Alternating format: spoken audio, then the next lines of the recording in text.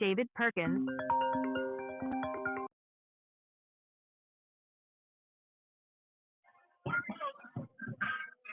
You with me, Tom? I'm with you, Perk. Hang on a second. Okay. Are y'all ready to go?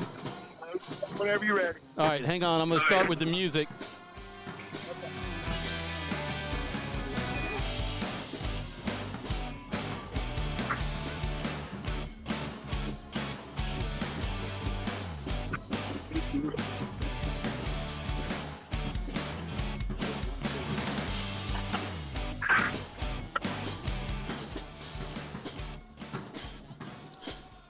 And good evening, everybody. It is Thursday night football, not Friday night football. And we are live in Baton Rouge, Louisiana, in Glen Oaks High School. The Panthers are hosting your Menard Eagles tonight in Week 10, the final week of the season. And joining me now is David Perkins. He's back in the booth with me.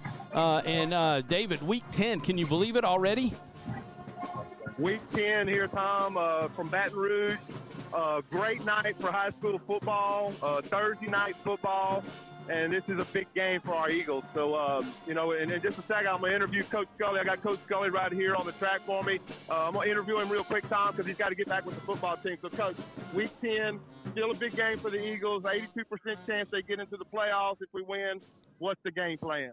Game plan is just like we did last week, Coach. They're a spread offense, so we're going to try to maintain that quarterback, keep him in the box.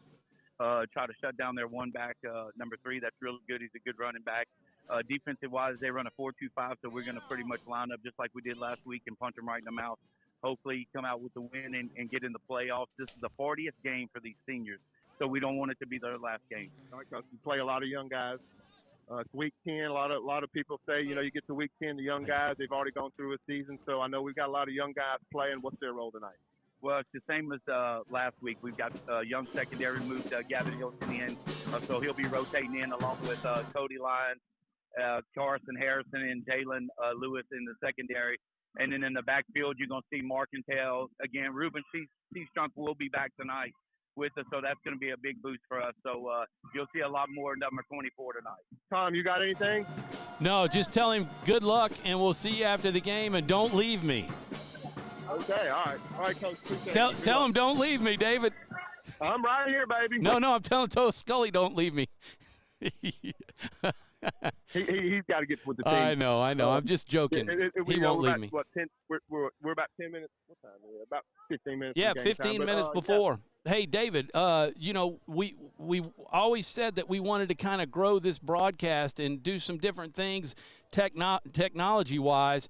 And this just presented a great opportunity for us to showcase our Bluetooth opportunity for you to call me and be on the other side of the field. And I've got the camera on you, and we're able to do a live interview before the game and hopefully with Coach JC after the game, and maybe bring this into it as a regular occurrence next year. Tell us. Absolutely. That would be a great thing to do, and maybe even get maybe one or two of the players after the game and interview them also. Yeah, that's awesome. Talk to us a little bit before we take a break and have you come up here to join me up here. But tell us about the conditions of the field, the weather. I mean, it feels great, doesn't it? It does feel great. Feels in great condition. Obviously, there hadn't been rain in a while, so conditions are going to be good. The field or the track is going to be a fast one. Almost like on turf, the grass is cut really low. So, the Eagles are going to have to keep these guys in front of them because it's a very athletic team, Glen Oaks is, and the one thing the Eagles do not want to do is give up the big plays. The big plays kind of hurt us a little bit last week. But, it's football. You always have another week. You got another chance, and here's our chance to win the night on the road and get the Eagles hopefully in the playoffs. Well, and as we talked with Coach Scully and Coach Charles on Wednesday night during the coaches show, Coach Charles believes there's an 82% chance that the Eagles will make the playoffs next week, but they have to win tonight. Last week's loss kind of put them behind the 8 ball, but a win tonight could certainly boost them right into where we're playing next week. Absolutely, and with the format of the playoffs, you get in, whatever you get in, there's 24 teams, 24, 23, 22, whatever it may be, the first 8 are going to get that bye. So you're not playing a top-tier team right off the bat if you get in, and you're probably going to get a game that maybe you could have a good chance to try to win. Folks, I mean, the camera looks fantastic. David, come on up. Thanks for the interview down there, and we'll look forward to your post-game interview after the game. It'll be the first one this season that we've done.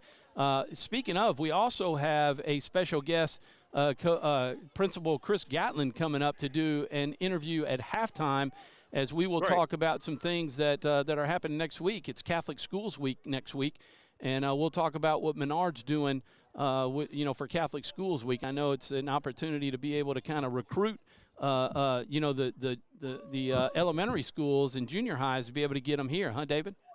That's correct. We have an open house. Will be next week, and Coach Gatlin will talk a little bit more about that. And it is a showcase for our school, and so we've got prospective students coming in or parents, and we want to make a good showing for those guys. Man, I'm just panning the camera and just showing the field, and the lighting is great. The camera looks great. The field looks great. Hopefully our audio is great, and hopefully we'll have a great call tonight and a great game to finish. So we're going to take a quick break. We're going to hang up the phone, David, and we'll catch you up here. But we're going to take a quick break, and you are watching Menard Eagle football live on 446sports.com. It all started with a sketch on a napkin, an idea created by two walk-on bench warmers. And after 10 years of hard work and perseverance to turn their dream into a reality, it's the #1 sports bar in America. Welcome to Walk On.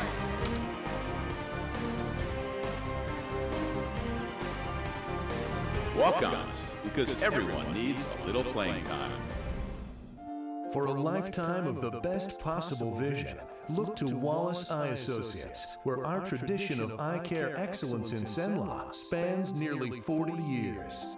From your next family eye exam to cataract and glaucoma evaluations, trust your vision to the experienced eye professionals at Wallace Eye Associates. Call Wallace Eye Associates today at 318-448-4488 to schedule your next eye evaluation.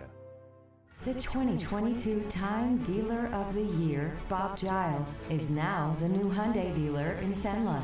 Bob earned the industry's most prestigious award out of 16,000 new car dealers nationwide. Hi, I'm Bob Giles, and I promise our team at the all-new Giles Hyundai will do everything possible to live up to the high standards that earned us this most prestigious honor. And with the utmost enthusiasm, we greatly look forward to serving you.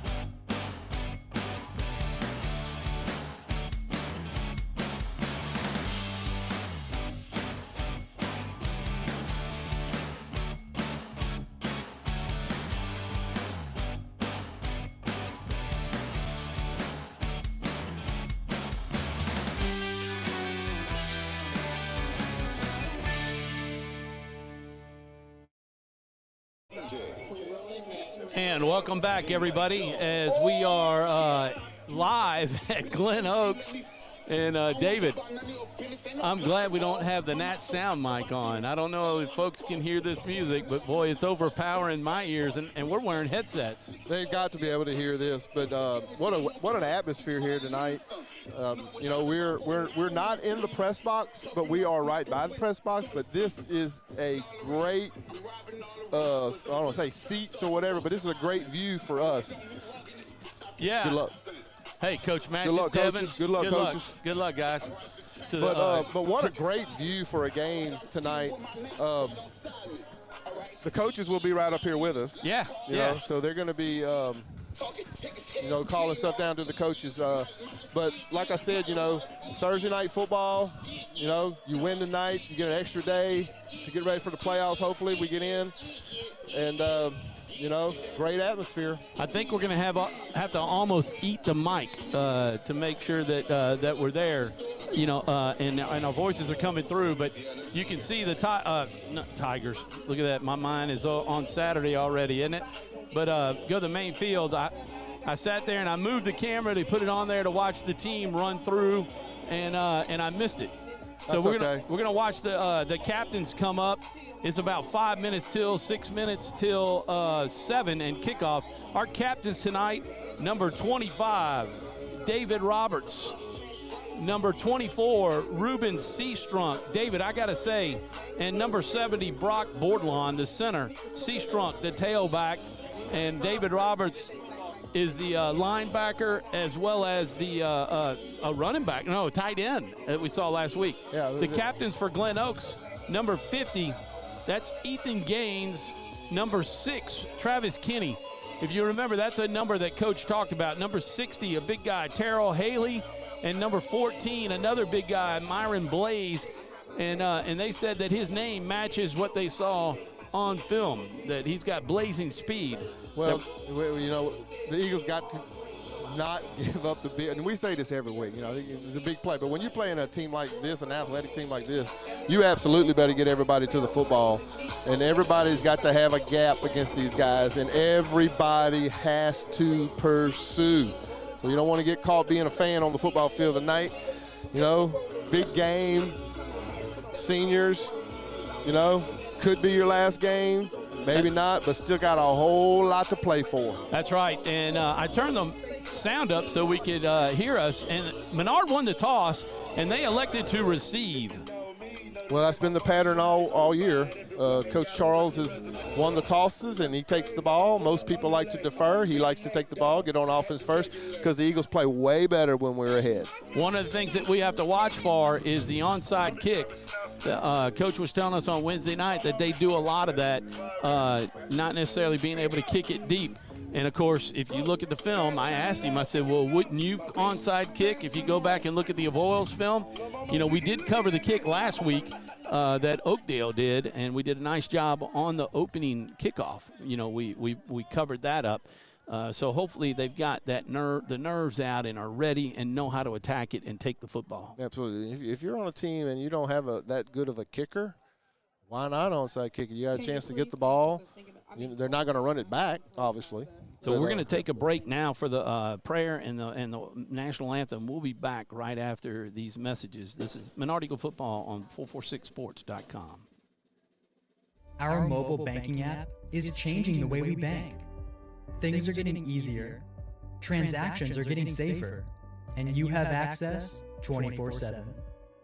All the functionality of banking you're used to, made easier to use, anywhere, anytime, and more secure than ever. Simple, seamless, safe. Download our mobile app today.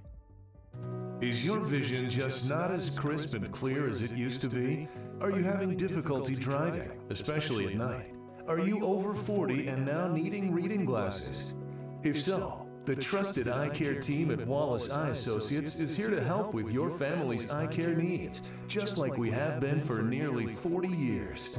Call Wallace Eye Associates today at 318-448-4488 to schedule your next eye evaluation.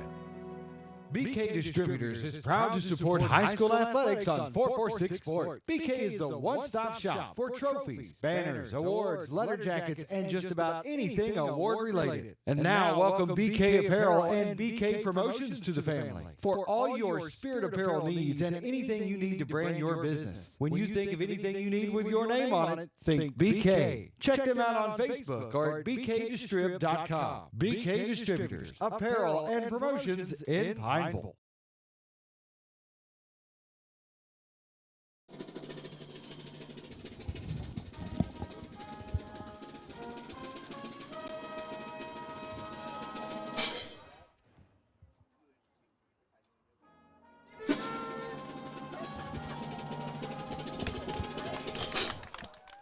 And that was the Glen Oaks High School Band with the national anthem.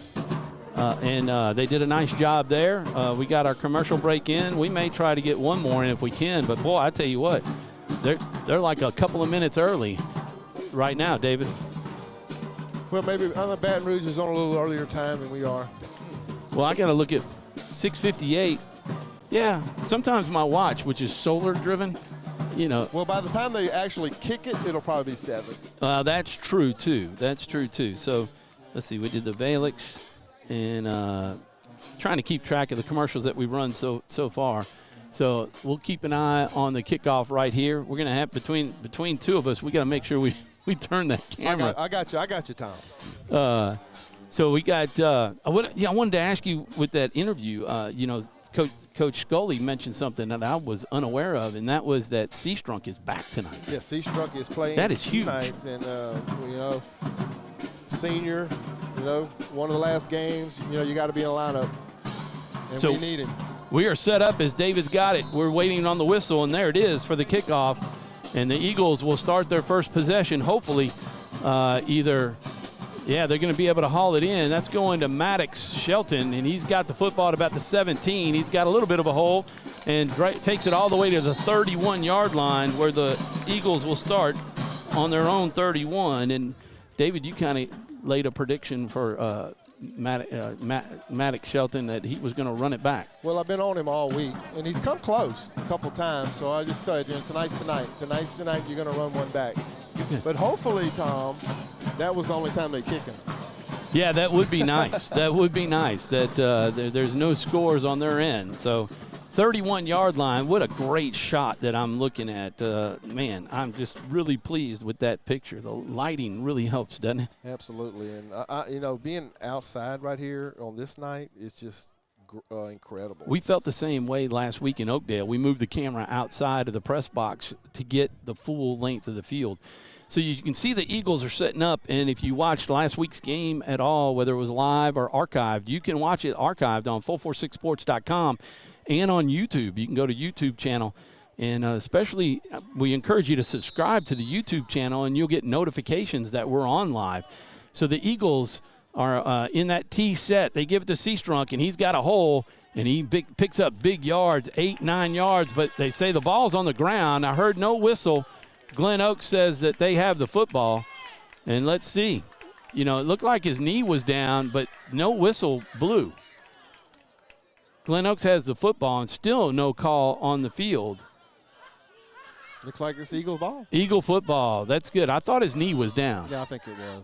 But, David, huge pickup, 10 yards. 10 yards on the first down. It's just going to be huge to keep Ruben in the game tonight, and hopefully with his north-south style of running, he could keep that ankle well tonight and get a lot of carries. If he's getting a lot of carries, it means that the Eagles are doing really well. Well, not only that, but you have Cooper Scott, who ran the ball well, and you can see Carter Marcantel in there. Roberts was at tight end. Hopefully you can see him lined up. He's here on the right side, I believe. No, that's Roy. Here's Carter Marcantel. Boy, he takes a hit, but he picked up 4 yards and got it out to the 45-yard line of the Eagles. We'll take 3-4 yards a pop. Yeah, almost 5. They give it 5 to the 46, and we could take that all day. Yeah, mix it up right there. Ruben gets it the first time. They're going to key on Ruben. Come back with Marcantel to the other side. Look like the same play. Keep the Green Oaks on their heels. Green Oaks Panthers tonight against the Eagles. And for Green Oaks, this is their senior night tonight. They have 7 seniors. We had 8. Oh, that should be offsides on the defense. They gave it to Cooper Scott. There's no way he got to him without jumping offsides. I wish we had instant replay. We'd be able to show that. Right, but you can't let that guy get that gap right there. So those linemen are going to have to tighten that up because he's come unblocked. And you're not going to get any yards if someone can come unblocked that way. And you're right. He may have been offsides a little bit right there.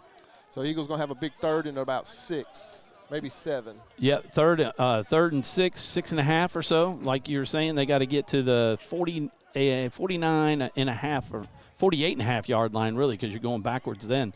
You're into Panther territory. 12 seconds on the play clock. It's plenty of time. They're going to pitch it to Seastrunk. He's going to cut it up, and they got penetration. And after gaining 5 yards on the first play, we've gone backwards now. For the last 2. Just going to bring up 4th. And that's going to bring up 4th down. And Ryan Hicks, number 30, the left-footed kicker, is going to have to come in. And And, boy, we're going to need some directional punts, and we're going to need to cover. We're going to need to cover. They're not too deep right here. I'm thinking Ryan can probably kick the ball over their heads or punt the ball over their heads right here. But, you know, you don't want to give these guys too much open field. 17 yards on that drive with the loss of 3 earlier. And here he is. He's got plenty of time to kick.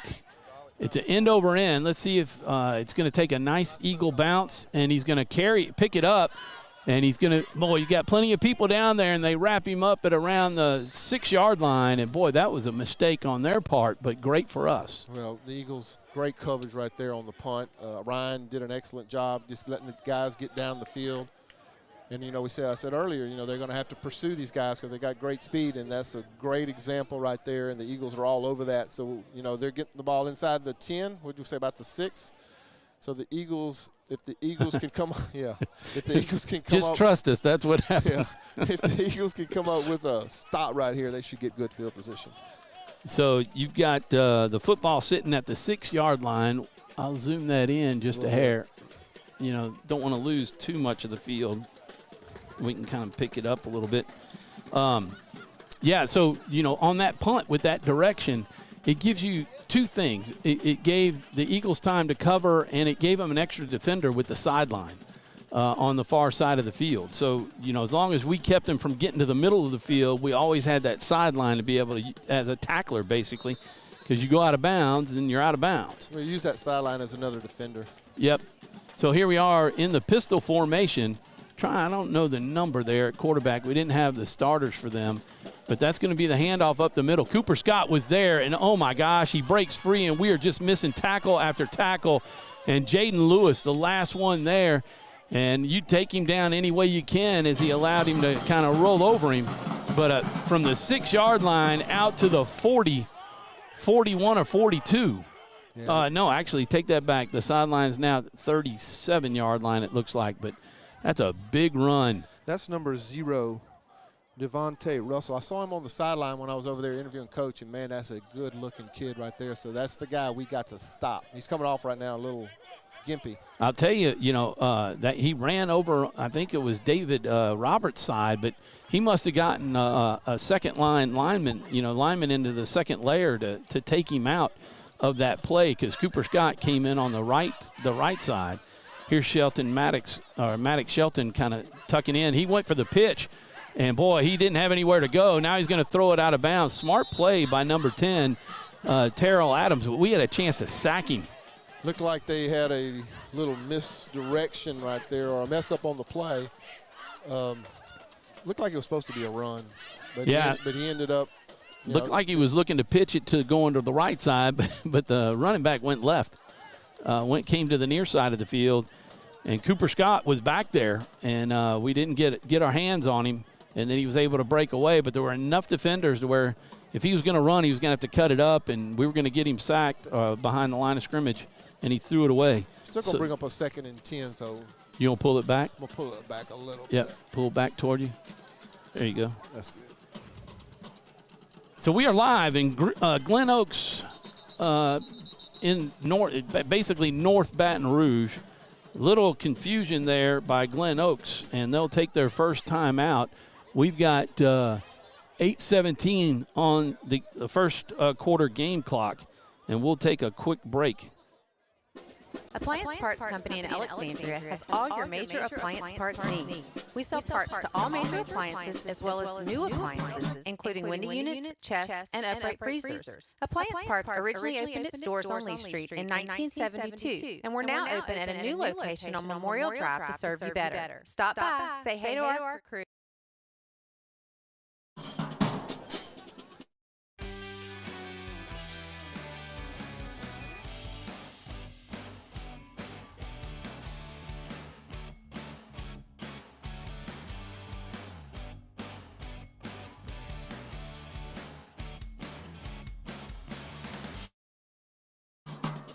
And we're back live. I need to make sure I correct myself. This is Glen Oaks. I might have said Green Oaks earlier, as Devin heard.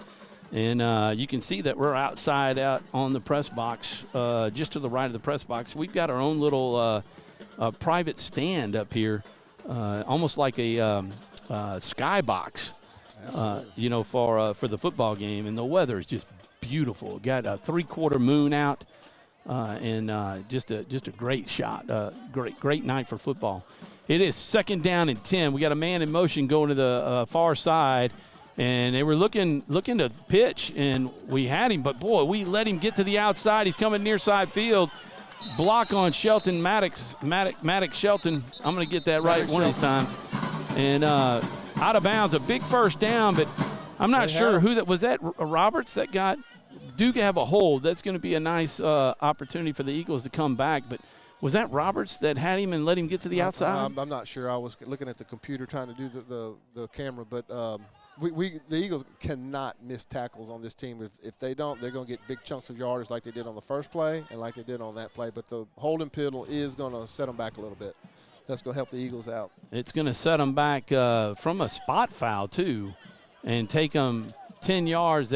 From the spot, it was about 3 yards deep, and then take another 10. So 13 yards lost. So that'll set up 2nd down and 23. Which was about the amount that he got run. It's a little awkward the way that Terrell Adams, he kind of looks to pitch, and the running back is sitting there, and then I guess they decide which way they're going to run. They have 2 receivers split, 2 on either side of the line, near side, far side. The running back came up. Now they're looking to pass, and it's a screen pass. They set it up pretty nicely. Eagles take them down to set up 3rd and about 10. As Roberts was there to take him down. Boy, we almost had a hand on it. Yeah, it was the relatively safe play, but it was close. Quarterback made a nice little throw right there. They're going to pick up half of that yardage. But now, 3rd and 10, a chance for the Eagles to get off the field and probably pick up some pretty good field position. Yep, that's exactly right. I mean, they picked up their 13 yards that they lost on the holding penalty on that 2nd down play. So the Eagles' 3rd and long is exactly what we want. 16 seconds on the play clock and counting. They do a lot of subbing. Man, they got a lot of people. I don't know if they have 11, 2, 4, 6, 8, 10, 11. Now they got like 14 out there. 5 seconds left. And they're going to have to call a timeout because they got like 14 men on the field. They don't even know. That's it. That's a delay. That'll be a penalty. Why are they resetting the clock? It's a delay of game. They're resetting the clock. I saw him pushing for the reset. They called timeout. All right. They needed to. He was pushing for the reset. I'm not sure why he was doing that. So we got a timeout. We'll hit a commercial break, and we'll come right back. It all started with a sketch on a napkin. An idea created by 2 walk-on bench warmers. And after 10 years of hard work and perseverance to turn their dream into a reality, it's the #1 sports bar in America. Welcome to Walk On.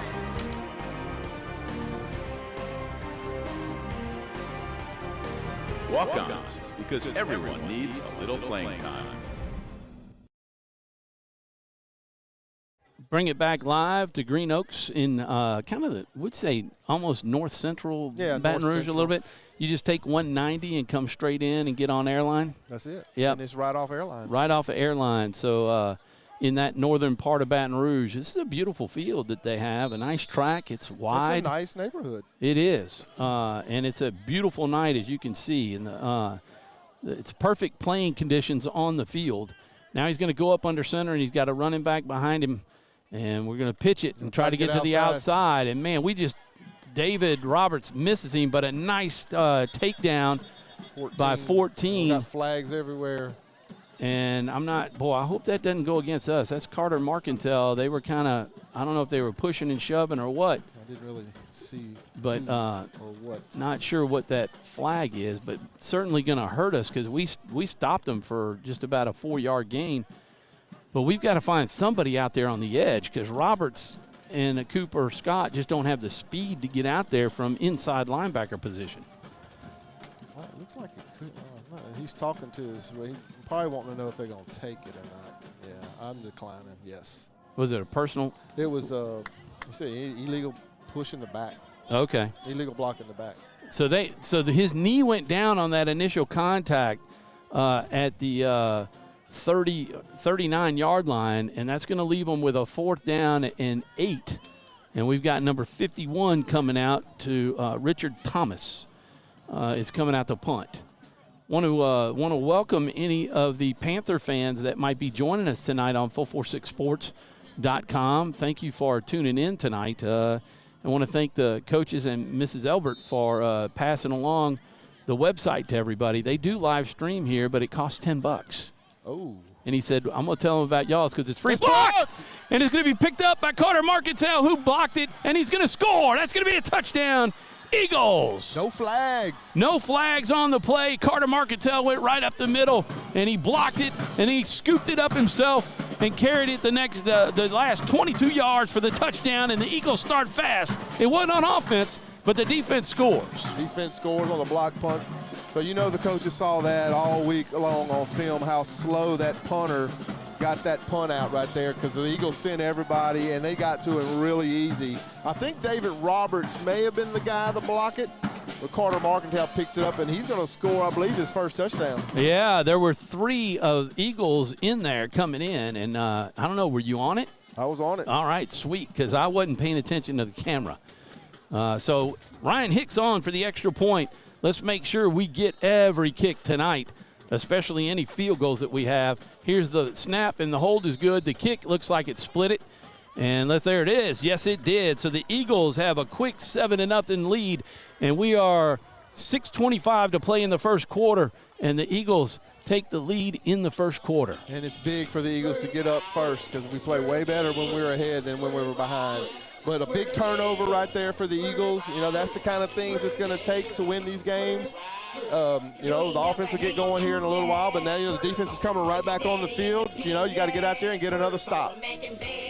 Yeah, and I'll tell you what, let's see, that was that made it out to the 37. 39 was the line of scrimmage. 39, all right. So that gives them 33 yards of offense on their first possession.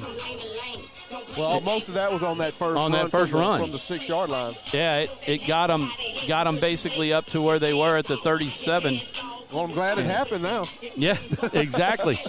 Yeah, so very exciting. The Eagles took the lead last week against Oakdale. They fell behind 6-0, but then went on a 17-6 run. So that's big for morale for the Eagles.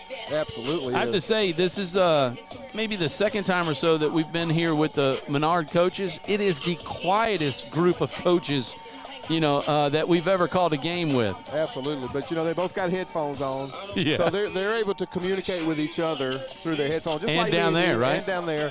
So, you know, they're not going to talk too much between themselves. You know, he's watching Coach Devin's watching defense. Coach Matchett is watching offense, and then they're giving those guys that information. So here's Ryan Hicks with the kick, and it's going to be short, and it's hauled in at around the 25. We got to make the coverage, and we do. Oh, Carter Marketell is fired up, isn't he? Boy, he came rolling in there. Well, he got him a touchdown. He's ready to play some football. So Glen Oaks will take it over at their own 39-yard line. And you know what that means, David? That was right where they were when we blocked the punt. Sure was. At the 39-yard line. So the Eagles, let's see if the defense can stay fired up here. We got to make sure that we are covering the edges. 7-0. I can't do the time. 6:19 in the first quarter left to play. Trying to keep up with that is just too tough. Oh, no, not the time. I was saying that they haven't put the score up on the scoreboard yet. Oh, for them? Yes. I put it on ours. It's on ours. If anybody is listening and y'all want to just give us a shout-out where you're listening from, feel free to do so. Yeah, you can text us. Know David's number. Want to thank Cindy and my mom and the family for tuning in all year long. John Wolf tunes in. He might be calling a game tonight maybe, but I know he tunes in. Here's the handoff up the middle. And let's see if we can stuff them. And we do, right at the line of scrimmage. And that's going to be no gain. It'll be 2nd down and 10, David. The running back that ran that long one on the first play gets it again. That's that was Russell. 0, yeah, right? Russell looked like he tried to jump over everybody and just jumped right into Braylon Dusang's hands and a host of Eagles and no gain. Braylon Dusang, number 78, a defensive tackle. You can see Deuce Kirk, number 51, and John Tavius Hargrove, number 9. I bet he's glad to get a little break from running with Deuce, not Deuce, but Ruben Seastrunk in. Here they are. They're going to hand it off up the middle again, and we got that stuff. Let's make sure we tackle him. And there we do. Dusang and Robert. Is that Roberts? No, that's Cody Lyons, number 2. Absolutely is. In Cody on the Lyons. tackle. That's a loss of about 1.5. It's set up 3rd and 11.5. And 77, Jack Melton is also part of that defensive front, and he's part of that. So good front 4 right there. That's right. And then you heard us talk about the linebackers. Number 29, Carter Marcantel. We've called his name out. David Roberts, 25. Cooper Scott, 33. Cody Lyons, number 2, who went out injured last week with a sprained ankle, but he's back. And then you got your cornerback, Maddox Shelton, number 4. Carson Harrison, number 14. And Jaden Lewis, number 16, is a free safety. They're coming after him. And let's see if they can get him. Here's a pass to the outside. Marcantel with him. Boy, wraps him up, takes him down for a loss at the 35-yard line. I don't know why he's giving it 30 on the other side, but we'll take it. It's 4th down and about 14. And that is a great play by Carter Marcantel. Great play by Carter. He sees the ball in there, and he's reacting to the ball while it's in the air. But also, you saw 51, Deuce Kirk. He was playing that defensive end spot right there. So when he sees that quarterback lift up and throw that ball out there, he's not even going after the quarterback. He is just coming straight to that receiver, and you can see he got in on that tackle. So that's good film work by the coaches. And Coach Scully said the defense was going to be aggressive tonight, as they were against Oakdale. The big thing is we got to stay that way in the second half. I mean, we just kind of got tired. I like the fact that Seastrunk's back because Hargrove can stay, on defense. And here's the punt. Just get away from it. Don't try to handle it. It'll take a Panther bounce all the way down to the Eagle 34-yard line, and that's where they will down it. And the Eagles will have better field position for this second. Let's see, that was a loss of a total of about 5 yards, wasn't it? 26-yard punt. Down to the 35. Loss of 4 yards on their second possession. So the defense stepping up strong. A blocked punt leads to the 7-0 scoop and score by Carter Marcantel on the Panthers' first drive. And the Eagle defense stuffs them with 4-yard loss on drive 2.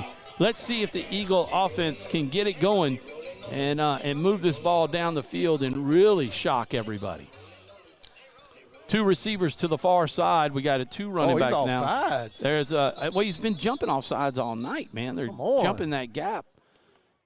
And let's see if we get the 5 yards on first down. Eagles are going to need to change their cadence up some during this game so they can't get that big jump right there. But that's on them, and that's the second time they've jumped off sides, but they're going to get caught this time. Okay, so we got him turned around, and now he's walking in the right direction. That was Henry was in the game under center for that play, but now under center? Mike Henry was for that play. Okay, well, he's over on the sideline. I've been watching him. He ran out, and Hilton. No, he's over on the sideline still getting instructions. Here he comes, okay. And Gavin Hilton came in too. So they were doing that last drive with Vaughn, bringing him over, right? Instead of calling in the plays with hand signs or whatever they do. So you got Lewis and Gavin Hilton going to the far side of the field, and Cooper Scott and Carter Marcantel. They give it to Marcantel. No, this is Seastrunk. He kind of weaves his way and picks up a couple to the 41. Yeah, Eagles are going to have to, the outside isn't going to be there too much because these guys can run. So, you just got to give those off tackles, maybe a sweep here and there. But this is going to be, 2nd and 3 or 4 right here, 4? Yep. See if the Eagles keep it on the ground. Good thing we had that penalty. We got 5 yards. Henry coming in. You got Brock, number 70, Brock Bordelon, the center. Right guard is number 78, Braylon Dusang, and Jack Roy, number 66, is the right tackle. And you have David Roberts at the tight end, number 25. We'll get the other side for your here's the pass to the outside. Perfect pass to Gavin. He's got some speed. He's down inside the 40. And what a pass by Henry to hit him in stride. Yeah, that sort of a route has to be thrown perfectly, and Michael Henry with a perfect throw. Nice velocity, nice spin to give it to Hilton, who can cut it up the field and for big yards. Nice play. Caught the Panthers off guard. First down into Panther territory to the 43-yard line. And that was just a thing of beauty right there. It was. Let's see. I know we got 63 Gage Oser is the left guard, and number 57 is Cooper Brown. who is a junior. He is the left tackle. They switch. It looks like Roberts over there. They're going to try that left side. Seastrunk gets the corner and the edge, but not much out there once he got the edge. Maybe picked up 2 down to about the 41-yard line. And I'm with you, David. North and south is the way we got to do it. There's no doubt about it. Now, that was a nice, hard run right there by Ruben. He did get a couple yards, but, we got to go north and south on these guys.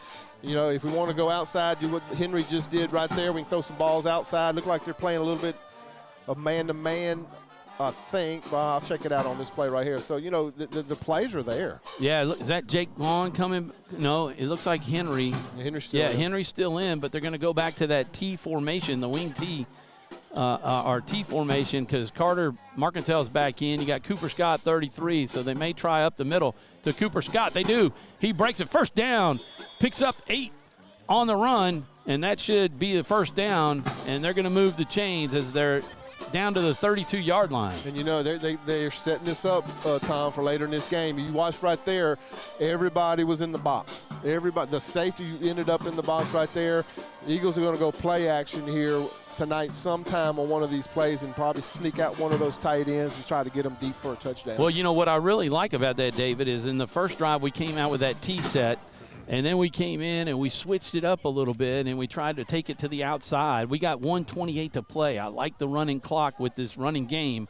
1st and 10 for the Eagles from the Panther 32-yard line. They fake it to Cooper. No, he's got it. Yeah. And Henry did a nice job winging it, spinning around and faking it to Carter Marcantel. Yep. He's down inside the 30, picked up about 3 on the play. Yeah, well, it was a quick handoff to Cooper, but then he faked it to Marcantel right there. So, that gives those linebackers on Glen Oaks a little, they got to be able to read that. And Cooper, got about 3 yards, positive yards. The Eagles are driving. They're on the 34. They're on the 29-yard line. So just kind of keep doing what you're doing. 3 yards in a cloud of dust. And you might get dust as dry as the field is, huh? Yeah, we might make it down 40. This would be the last play maybe of the first quarter as the Eagles have a 2nd down and 7, we'll call it. And he's going to give it to Seastrunk, who goes left side. There's a hole there. That's what we need. He almost has the first down, might have it. No, he's at the 22. He's probably going to be shy of about a yard, and the Eagles will not have to run. They're going quick. Oh, they are. They want to run another play here as they do move the chains. They got the first down. Chains weren't set, but they trip him up. I hope that doesn't hurt his ankle. Yeah, if they wouldn't have got him, he may have scored. That's going to probably end this. Well, let's see if the Eagles want to go quick again. He's not getting up gingerly at all, so that's good. He's not limping at all. So 25 seconds on the play clock, 8 seconds that's on the game clock, and they're gonna take it down and let this one run out. The Eagles, they haven't put the score up there on the scoreboard, maybe because they don't like being behind. Maybe they were at the concession stand. But we certainly have it as the Eagles have shut out Glen Oaks Panthers in the first quarter, but we put one on them with a blocked punt and a scoop and score by Carter Marcantel, and your Eagles lead it 7-0 right here live on 446 Sports. Back in a moment. For a lifetime of the best possible vision, look to Wallace Eye Associates, where our tradition of eye care excellence in Cenla spans nearly 40 years. From your next family eye exam to cataract and glaucoma evaluations, trust your vision to the experienced eye professionals at Wallace Eye Associates. Call Wallace Eye Associates today at 318-448-4488 to schedule your next eye evaluation. The 2022 Time Dealer of the Year, Bob Giles, is now the new Hyundai dealer in Cenla.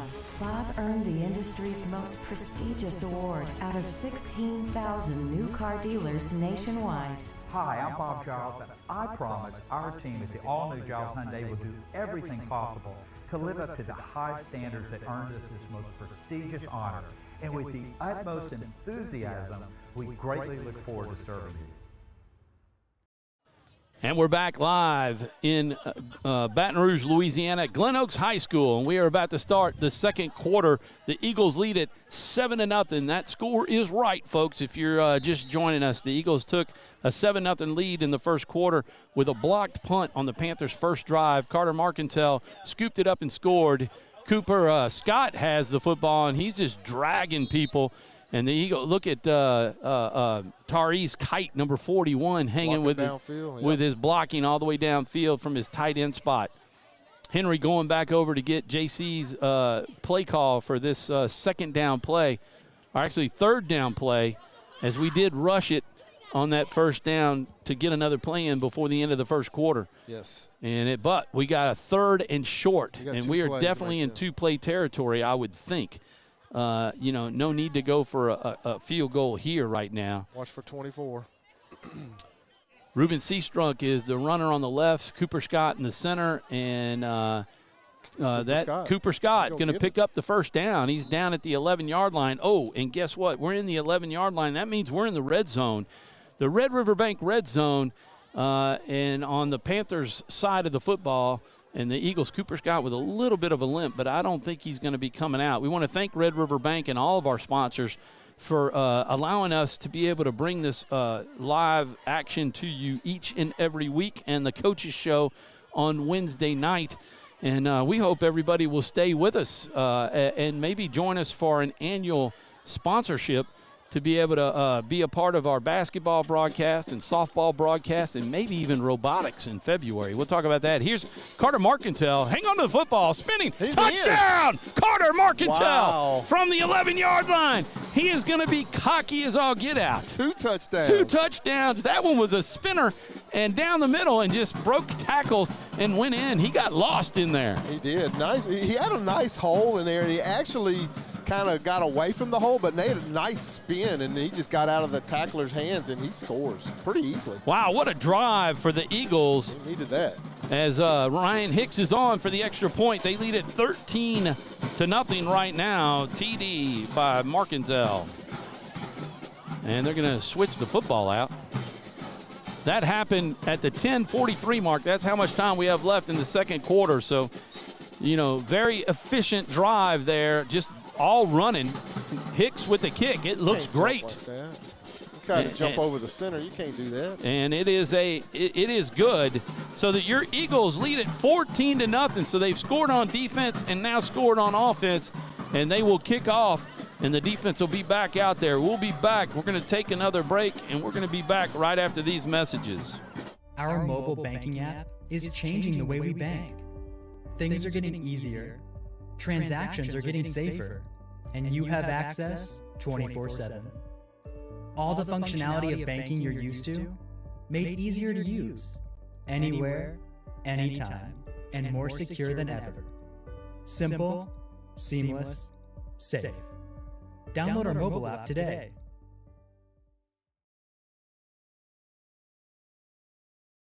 We want to thank all of our sponsors. As you can see them on the screen right now, our Menard sponsors, strictly Menard sponsors, Red River Bank, the Wilder Group, your friends in real estate with Rusty and Jennifer Wilder, John Wolf, Edward Jones, Financial Planners, FDIC, and Insight Audio and Video, allowing us to bring this game to you live with their hotspot. We've had it every away game and the coaches shows, and Duncan's Pest Control. I like their little saying. It's making the species extinct, something like that. Help endanger a species. Duncan's Pest Control, guaranteed to do that. Let me find the cameras. We can get the kickoff with Ryan Hicks waiting on the kick. It's a little pooch. Onside kick. We got a chance. Get on it. The Eagles got it. Second turnover of the night. Let's see if they call it. Where's the line judge over there? We were in bounds. It made it 10 yards. The Eagles are all excited. Why wouldn't we have it? They just watched it, and it settled down. I don't think he was out of bounds. I don't know why they can't make the call so quick. Every time we've had a call, it's taken them a while to make the call. Let's see. The white hat not getting in the middle of it. I'm not sure what's up. It's at the 49-yard line, so that definitely went 10 yards. It almost looked like it went 10, came back. I'm not sure. It looked like it came back, but it already went 10. Well, so it yeah, doesn't matter. Right. And then we covered it in bounds. It looked like it was right there on the sideline, and we fell down on it. It wasn't like the boys weren't acting like it was out of bounds. So I'm not sure what the discussion is, except that somebody was not in the right position on the line to make that call. I mean, we're kicking it off from what, the 35, right? 40. Or from the 40. Yeah. I mean, they're even standing at the 49. So it's not. It never went back inside the 50. We'll keep it right here. What happened? He kicked it. It did bounce over the 50, but it rolled back to this side of the 50, but it already went 10. Yeah, it never came back in our territory. It was spinning around like spin the bottle. Oh, got a call from my mom. Got to give an update. 14-0, Chuck, if you're listening. Let's see what they did. I think it's us. It should be. Yeah, Brock Bordelon's on the field. So the second turnover of the night for Glen Oaks on the onside kick. We certainly caught him off guard. What an onside kick, though. Boy, wasn't it? Number 2. Mom, if you're watching, I'll have to call you at halftime when I get a break. But I was just calling you to let you know the game was on tonight, not Friday. I went 2 days during the week thinking it was Friday. If any of my peeps are listening, text me, please. Hey, Jimmy Lyons and John Scott, if you're out there on the in the stands over there watching the game on your phone, let us know what it looks like. I know I get a text all the time. Last night, or Wednesday night, we got the text. It was last night. That the picture looked great. It wasn't skipping or rendering, and the sound was good. We got it all figured out. Good thing we got it figured out late in the season. Absolutely. We're going to be all over it next year. Next year, we're ready to roll. We'll be pros next year. And week 11, hopefully, we're not going to count our chickens before they hatch. Let's get some more points, and really put this thing out of reach. Glen Oaks Panthers, if you didn't see the coaches show last night, they come into this, they're a 3A football team, so they are a class division higher than us. And we got a third timeout. This is the last timeout of the quarter for Glen Oaks. Not sure what they've got. Coach is not happy. 10:42 to play in the first half. It is 14-0 Eagles, as you just saw on the scoreboard. And the Eagles are about to take charge of their third possession at the Glen Oaks 49-yard line. I don't know, what was I saying about the coaches show last night? Glen Oaks 3A football team. They are 2-7 on the year, just like we are 2-7 on the year. But because they are a classification higher, we get some extra points for that, don't we? Oh, yeah. When you play a team that's a higher class than you get the extra points. And then if you win, you put more points, there. And that's what gives us, as Coach Coach Charles said, an 82+% chance of making the playoffs with a victory. But we got to win. Oh, there's a face mask. Holy moly. Every official threw a flag. Well, that was pretty obvious. And that was Carter Marcantel, I think, or was that Ruben? We have a lot of people listening there, Tom. I got some of our teachers is saying that the camera looks great. And then shout out, and that's to Miss Cindy Campbell, who is one of our faculty members, does a great job. Our baseball coach, Jordan Marks, is watching. And he said he's watching every single play. And he says that it looks great. So shout out to their Coach Marks. Yeah, thank you. Thanks, everybody, for tuning in. Pick up the phone or text and let everybody know that we are on and tell them to tune in. It's 14-0. That should be Eagle Nation shout. It should be flying out with texts, sending it out to everybody that the score is 14-0. Tune in. We got a game. That was Ruben Seastrunk on the carry. He picked up about 2 yards, but then add another 15 with that neck-wrenching face mask. I mean, they spun him around. Here's Seastrunk again. Boy, and they got him around the head again. They pulled him back. Now there's some kicking going on. They need to get that under control. There's some chippiness on that. They kicked Ruben when they were getting up. The officials need to get a little control of that. They need to get that under control early now. I mean, they're not going to be happy with the Eagles coming in and putting 14 on them and maybe another 7 right here. They said no gain on that. But you know what? Forward progression had him at least a yard up. It wasn't until they spun him back around. And they marked it where they threw him down at. So they're in that wing formation again, and the handoff goes up the middle. Cooper Scott gets hit at the line of scrimmage, does not go down, and goes to the outside, picks up about 4. Well, I'll tell you, that pitch is out there, too. There's nobody on that pitch, man. Well, you know, we talked. Look at that later. Lewis and I talked about that last week, that they faked the handoff to Cooper Scott, and they could run opposite direction and pitch it, and they'd be wide open and have that whole edge because everybody's sucking in. We thought they were setting that up against the Warriors, and hopefully they hurt us. You know, that was Lewis making that call. And like you said, that pitch is set up in either direction. Either direction. Let's see if they may. Jontavius Hargrove in the game now, number 9. You saw him run hard last week against Oakdale instead of Seastrunk. Hopefully that's not because he's hurt. Here's the handoff to Hargrove. He's going to pick a couple up. He's going to set up a 4th and short. But this is 4-down territory right here. Not unless we want a field goal. Yeah, I mean. It's a pretty good ways, though. It is a pretty good ways. We're going to go for it. They're bringing in. 4th and 4 is very manageable. Bringing in Matt Kirk, the wide receiving crew. Seastrunk coming back in the game. That is Jordan Rich. We've seen his hands. He's gained more confidence as this season has gone on. The sophomore, number 5. He spread out trips to the right with Cody Lyons, Rich, and Kirk, and then Jaden Daniels. There's the pass. He's got the screen. Oh, man. Boy, they blew that one up in the backfield. That was number 26, it looks like, Joshua Dangerfield. And he kind of threw the timing off of that one, and Ruben Seastrunk fell. And we lost some yardage on that as that drive will end on that 4th down at about the 37, 38-yard line. It was there, though. The play was there. If he just stays on his feet. I think that was Vaughn. Vaughn threw that, didn't he? It was a left-handed. It was Vaughn. Yeah, Vaughn came in to throw the pass. So third drive for Glen Oaks will start at their own 38.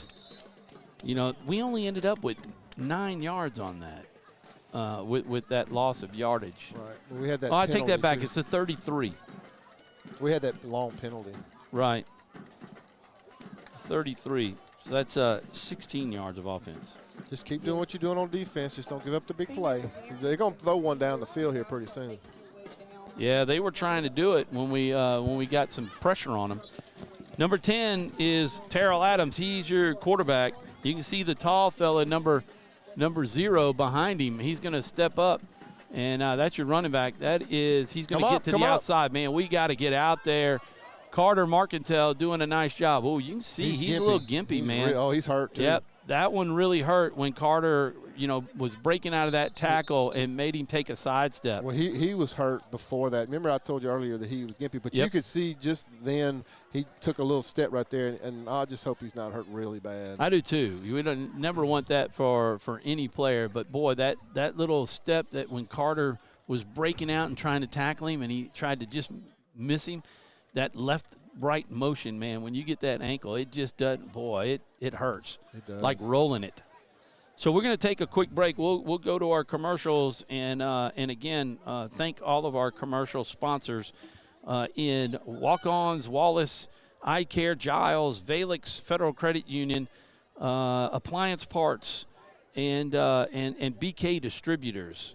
And we'll be back. You're watching live Menard Eagle football on Sunny 106.9. 446sports.com. Is your vision just not as crisp and clear as it used to be? Are you having difficulty driving, especially at night? Are you over 40 and now needing reading glasses?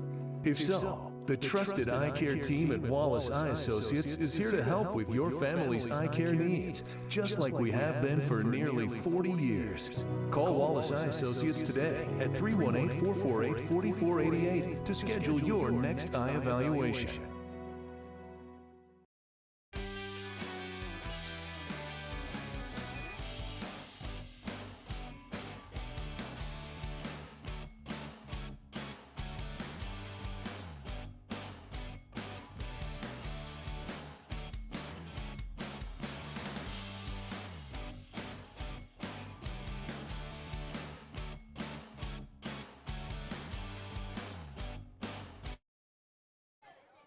And we're back live in Baton Rouge, Louisiana. It was a great trip down. Thank you, David, for driving this evening and this afternoon and getting us down here safely. 7:55 to go in the first half. The Eagles lead at 14-0.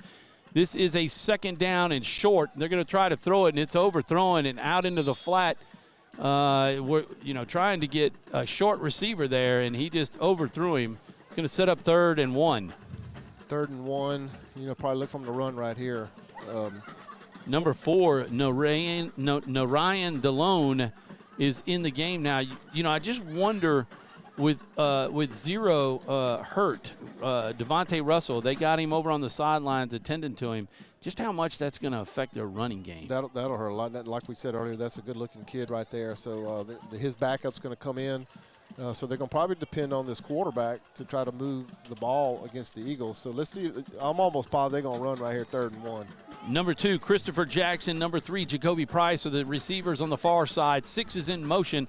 Now you got trips over there, and that's offsides. That's going to back them up 5 yards as they didn't snap the ball, and he moved forward. And they don't have any more timeouts, so they used them all so far in this first half. It's on them. Oh, yeah. That motion man just cut up field. I mean, what you going to do? Yep. That's a huge, huge break for the Eagles. Sets up 3rd down and 6 now.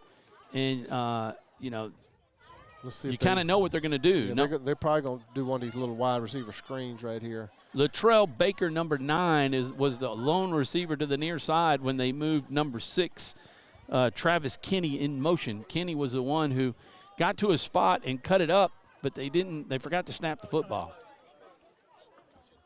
So we're in the I formation, but number 4, Ryan DeLone will step up to the left side of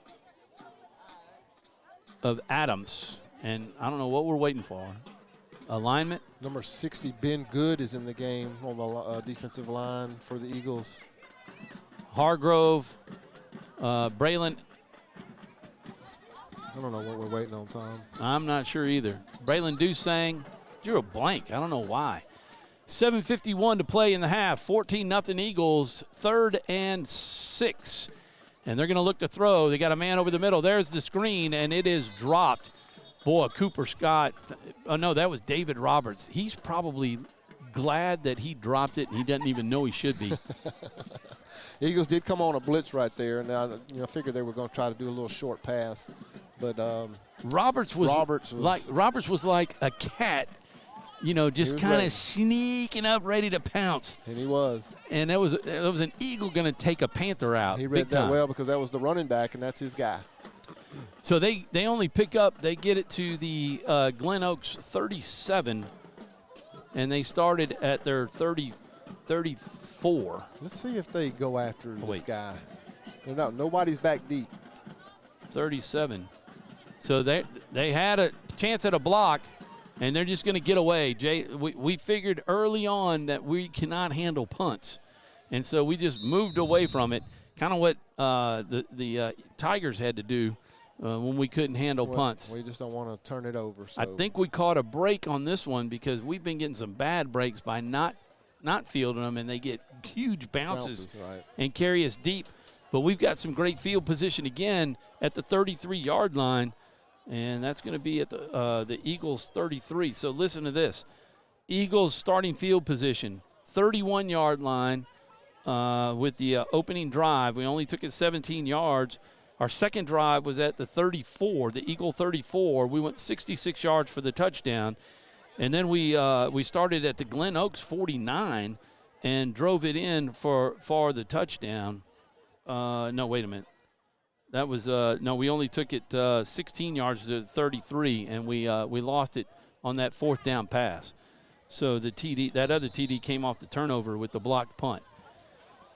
Not sure if that's Henry. We'll look if he's on. Going in motion is Carter Marcantel, and he's going to set out wide, and they're going to hand it off. That's Henry back in the game. Seastrunk with it, spinning around and picking up 3 or 4. So just kind of taking everybody's eyes, and changing their focus, David, Hopefully, for that motion. Absolutely.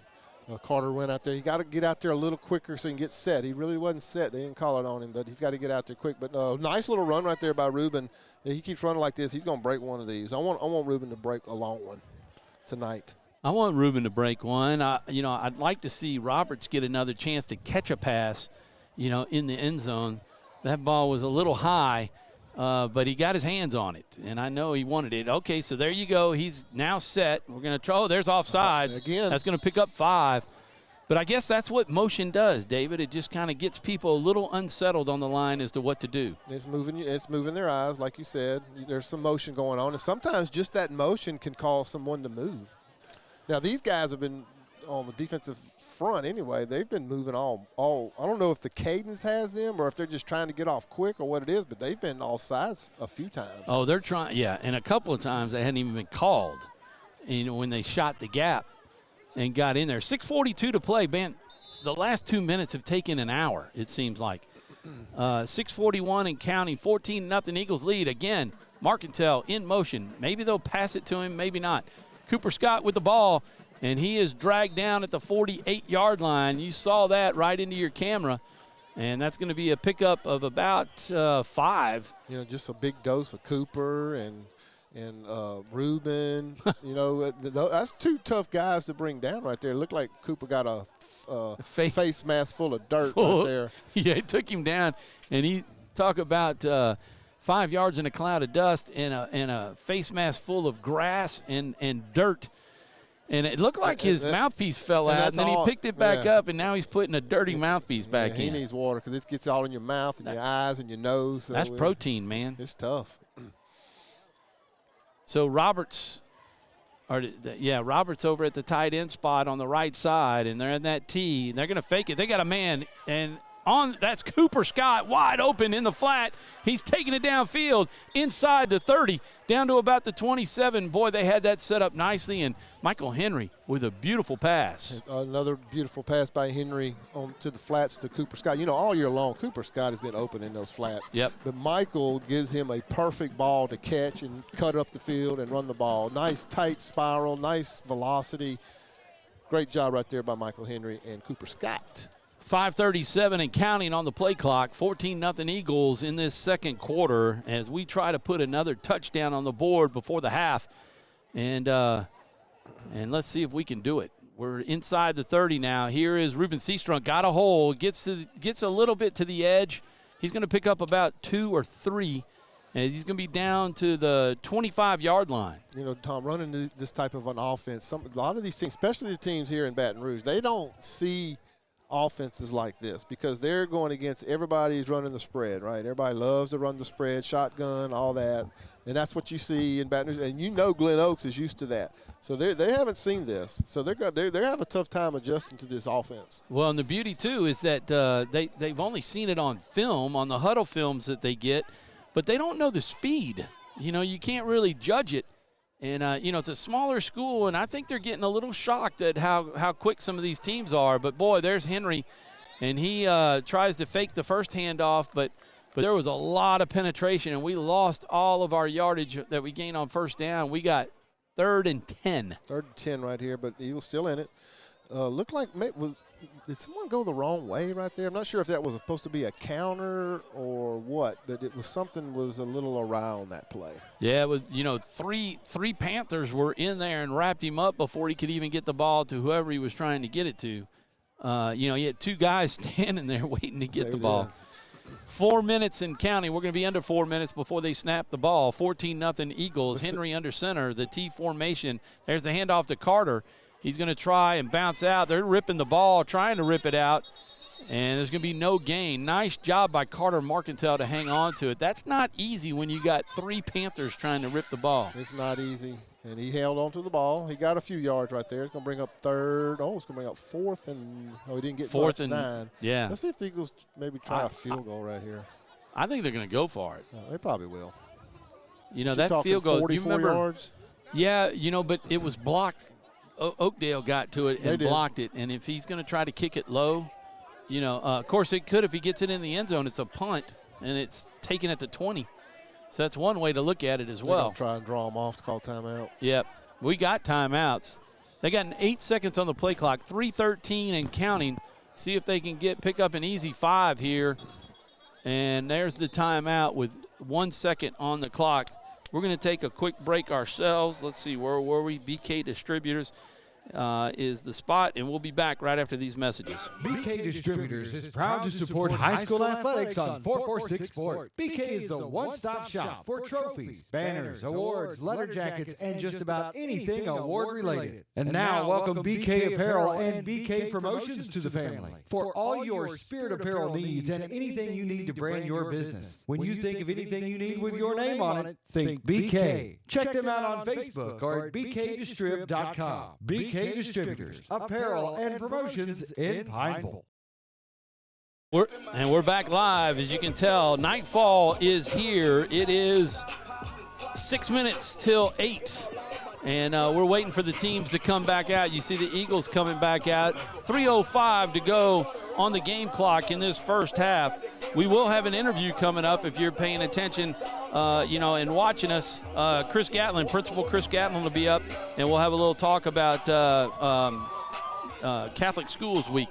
And then we'll show you what's going on the field at halftime. So back to the action. The Eagles on 4th down and 9. They're in the spread. They are in the spread, and they got Henry back there, right? Watch Jalen Lewis down here. Number 16, Jordan Rich in the middle. Boy, if we can get one across the middle. We just get some time. And it's Henry. There's the pass in the flats, and he is nailed.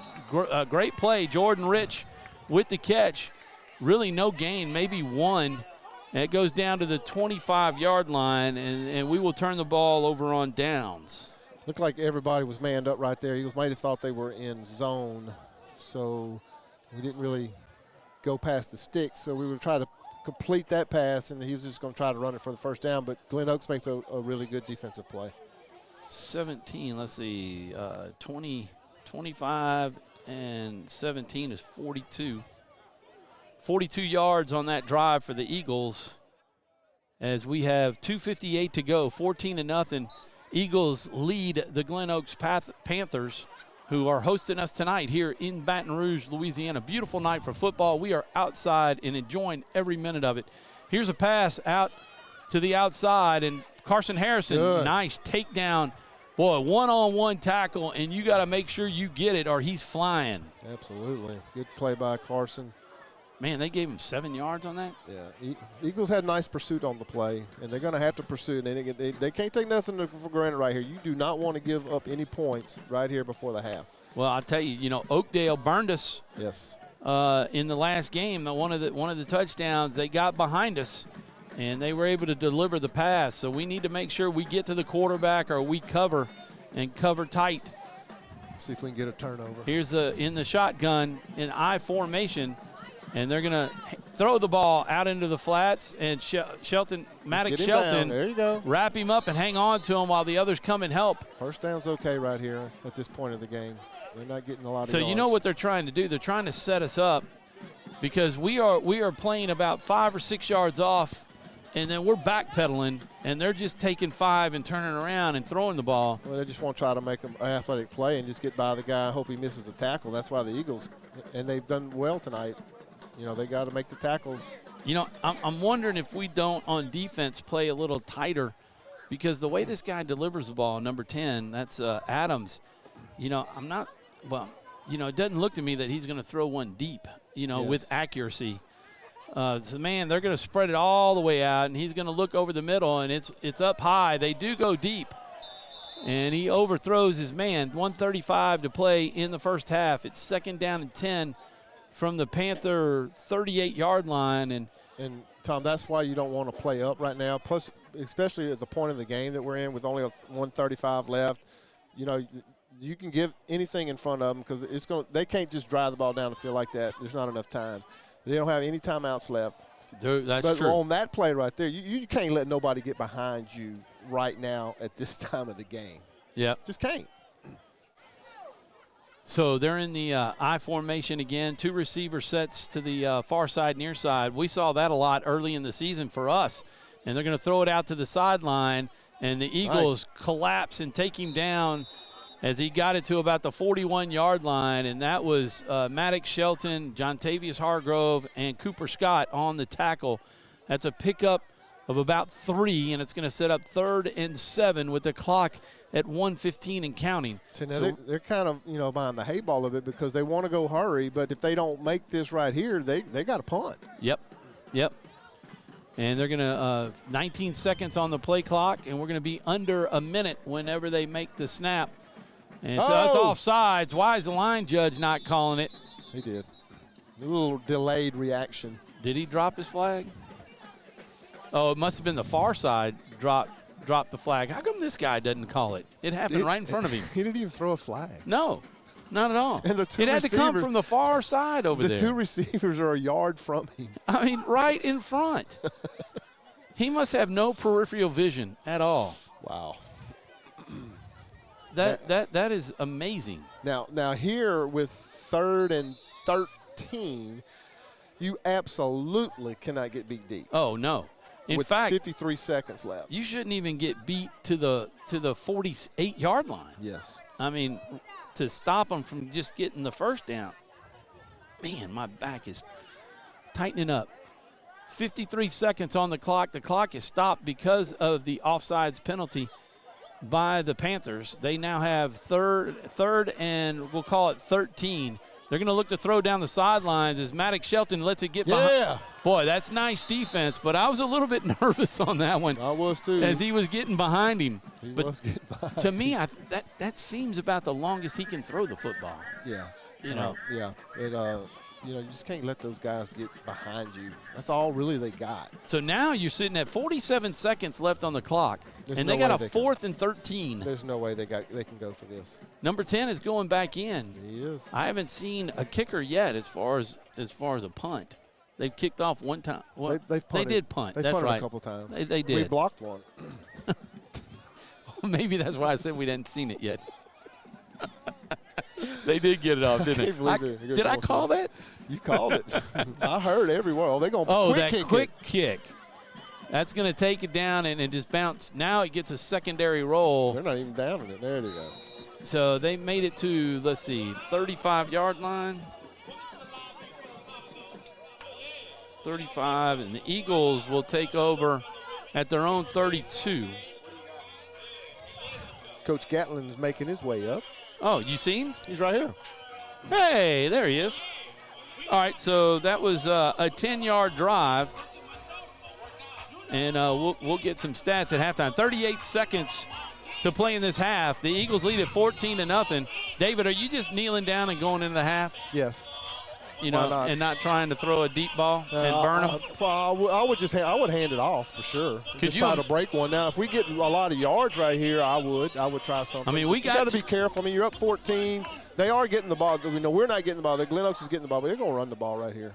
Yeah. Now you're just letting the clock run out, and just take your 14-0 lead and don't want to try nothing silly or nothing like that. You're playing well. Defense is playing well. Just go into the half up 14. Yeah, you got Cutter Knowles out there in the on the far side of the field. Jaden Lewis is in. They're just going. Let me get on the clock. They're just going to let this run. 13 seconds and counting. They got 0 on the play clock. So we're going to run a play. But I don't have to, but they are going to run it. Seastrunk picking up yardage. He's going to take it out to about the 40-yard line. And they'll get 8 yards on that drive. And the Eagles shut out the Panthers in the first half.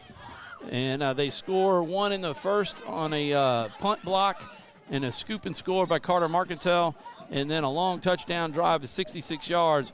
And your Eagles lead at 14-0 at the half. We'll be back with Principal Chris Gatlin when we come back after these messages. Wherever you are, you're there for a reason. You shouldn't have to make a trip to the branch to deposit a check. Skip the trip and use our mobile app to easily and securely deposit checks right from your phone. Day or night, wherever you are, or whatever you're doing. Download our mobile app today. Appliance Parts Company in Alexandria has all your major appliance parts needs. We sell parts to all major appliances as well as new appliances, including window units, chests, and upright freezers. Appliance Parts originally opened its doors on Lee Street in 1972, and we're now open at a new location on Memorial Drive to serve you better. Stop by, say hey to our crew, and check out our awesome holiday gifts. Appliance Parts, 2208 Memorial Drive in Alexandria next to Target. Open Monday through Friday, 8 to 5, and Saturday from 9 till 12. It all started with a sketch on a napkin. An idea created by two walk-on bench warmers. And after 10 years of hard work and perseverance to turn their dream into a reality, it's the #1 sports bar in America. Welcome to Walk On.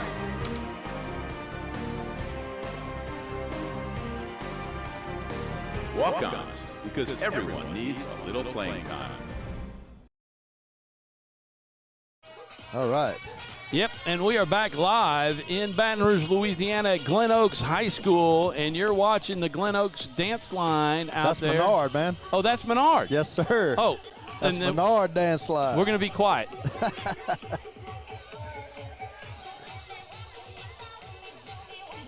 They don't have their typical uniforms on. That's the Lady Eagles. There you go, the Eaglettes? The Eaglettes, that's what they're called.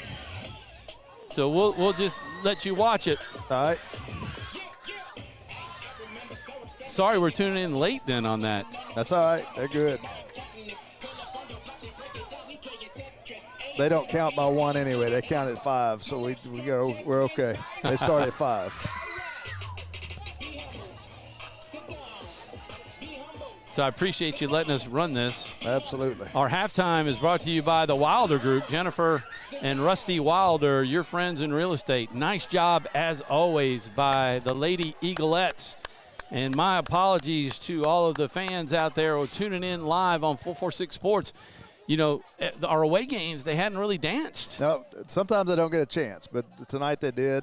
I think they've got some senior night activities they're fixing to do here, but it's good to see our girls on the field every week, so we're excited for them. Well, and we're going to leave the camera on. We don't necessarily need to see us, do we? Nope. But just to prove a point, Coach, here we go. I say Coach, but Principal. We're here. There you go. Principal Gatlin is with us. But David Perkins. Yeah.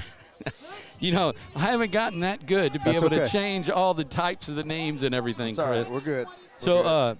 Chris, we're going to leave the camera on the field so they can see, because they're going to kind of hear behind us what's going on. But it's senior night, and we might have some Panther fans tuning in. I called down here earlier and gave them the 446 Sports website. But I wanted you, and you were kind enough to agree to come up and visit, because I want to play up Menard. Yep. And what you got going. You came to one of our coaches' shows, and we had an interview there. And I thought, what a better time to talk about Catholic Schools Week, because we are a Catholic school, and we don't apologize for that. That's right. And it's next week, Chris. It is November the 13th through the 19th. We'll start out with on the 13th, that's Sunday. We celebrate the parishes, so we try to get our families to visit the parishes, pass out some Menard pamphlets to kind of talk about the school. And then I'll try to go and make a couple pulpit talks at the end of Masses. I'll try to attend 2 Masses and kind of tell people about Menard, what it is. There's actually 2 weeks in the Catholic schools. The National Catholic Education Association sets this one, Discovering Catholic Schools, so we can tell people what it is.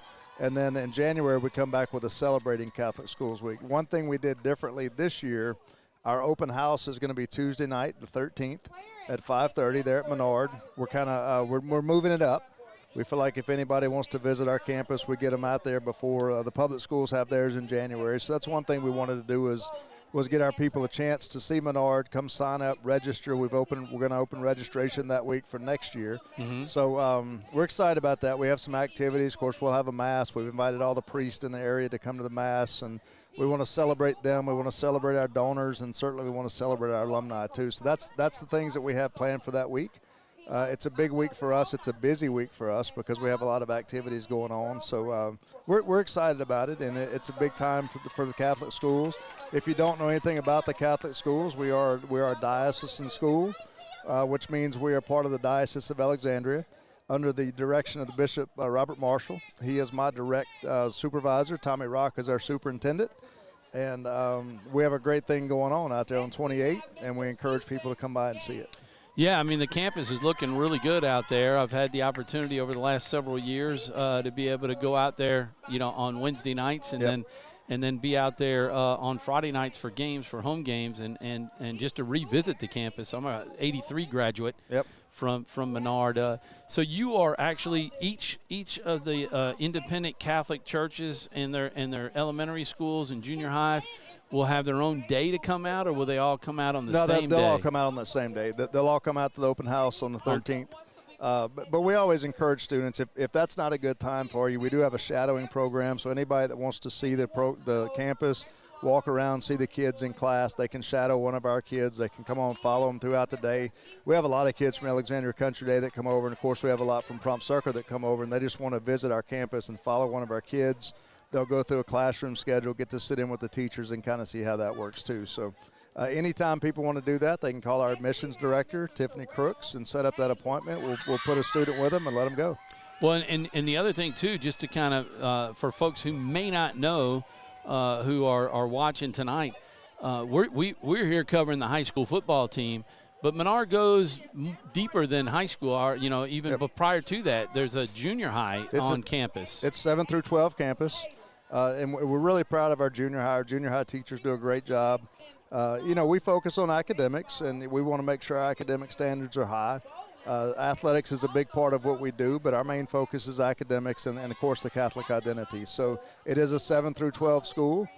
We do accept the state vouchers for those people that would qualify for those. But there's always some financial assistance. So we always tell people, don't let finances be the reason you don't come, because it's a great place. The bishop is very adamant that we provide an education opportunity for anybody that wants it. And, of course, we want to deepen people in their Catholic faith and so we can send them off into the colleges, into the world. So locally, St. Rita's doesn't have a school anymore. I grew up and went to Cabrini, St. Francis Cabrini School. Yep. That's a school that goes all the way to 8th grade. Yep. So when you go there, you're basically recruiting the 7th and 8th graders to come. I know there's some things say, hey, we got a junior high too. Well, is there a competition on that? No, most of their kids they'll start, pre-K, kindergarten, go to Cabrini. And then once they finish the 8th grade, we encourage them to come on over. We really don't recruit their kids. We want them to have a successful program too. Yeah. And we're all about it. To me, it doesn't really matter which Catholic school you go to. Just get in one. Yeah. Prompt Sucker stops at the 6th grade. They're pre-K to 6, so they're our biggest feeder school. And then in 9th grade, we do get some kids from Cabrini, and of course, Country Day sends us some over too from the 8th grade. So I wanted to make that clear too, because sometimes people start to think, hey, they're trying to steal our kids. Yeah, no. And I just wanted to make sure that people understand that that's not the case. No, it's not. And we've got some really good public schools in the area, and but Catholic schools are different. We have high standards, we have high academic standards, we have high behavior standards, and we want to offer that to everyone. And most importantly, we want to create an atmosphere where people can grow in their relationship to God, so that they become closer every day. We take religion classes, and we do a lot of Catholic identity stuff. So if it's something you're looking for, we encourage you to look into it. We do have about 10-15% of our student body that's not Catholic, but they actually enjoy the religion classes too, because the whole goal is not necessarily to become better Catholics, it's to grow closer to Christ. And, right. And we're going to do it through the Catholic faith. But if a kid comes and they're not Catholic, we're not going to shove it down their throat. We want everybody to feel welcome. Well, you want that relationship to Christ, whether they are Baptist or Episcopal or whatever their religion is. It's the same thing with the Acts retreats that we do. We have a lot of non-Catholics come on that, and we don't apologize for that it's a Catholic retreat, but hey, come learn a little bit about the Catholic Church, but hey, come have a relationship with Christ. That's right. I wanted to ask you, and I'm thinking as we're talking, we only mentioned the Alexandria schools. Do you reach out to like Avoyelles Parish? Because they don't have a Catholic high school in Avoyelles Parish that I know of. St. Joe and Plocherville goes all the way. That's true. They go to 12th grade. But I see a lot of Avoyelles kids, Marksville in particular, and then some Bunkie kids that are coming here. We do. We have St. Anthony's down there that goes through the, I believe St. Anthony's 8th grade. So we get some 9th grade. Lynn Roy and her family come from Bunkie. And then we have some from Marksville, too. Corey Roy and his kids, his family's been there for years. We actually run a bus to Marksville to pick up kids in the morning. We take a van, take them home. And really what it is kids that's been in the Catholic school program pretty much their whole life. St. Joe's in Marksville, right? It's St. Joe's in Plocherville. I'm not even sure where that is. Marksville doesn't have a Catholic elementary? No, there's one in Cottonport, and I think there is a St. Mary's. I think there's one. Sister Sandra's the principal. I'm not real sure where the Moraville. I think Moraville. It's in Okay. Yeah, so Marksville doesn't actually have one. St. Paul, I think, in Moraville, if I'm not mistaken. I know there's a Sacred Heart in Hesmer. I think is our Mansoura, Sacred Heart Mansoura. Yeah, Mansoura. Yeah. Well, good. I'm glad that do they get invited to this? Absolutely.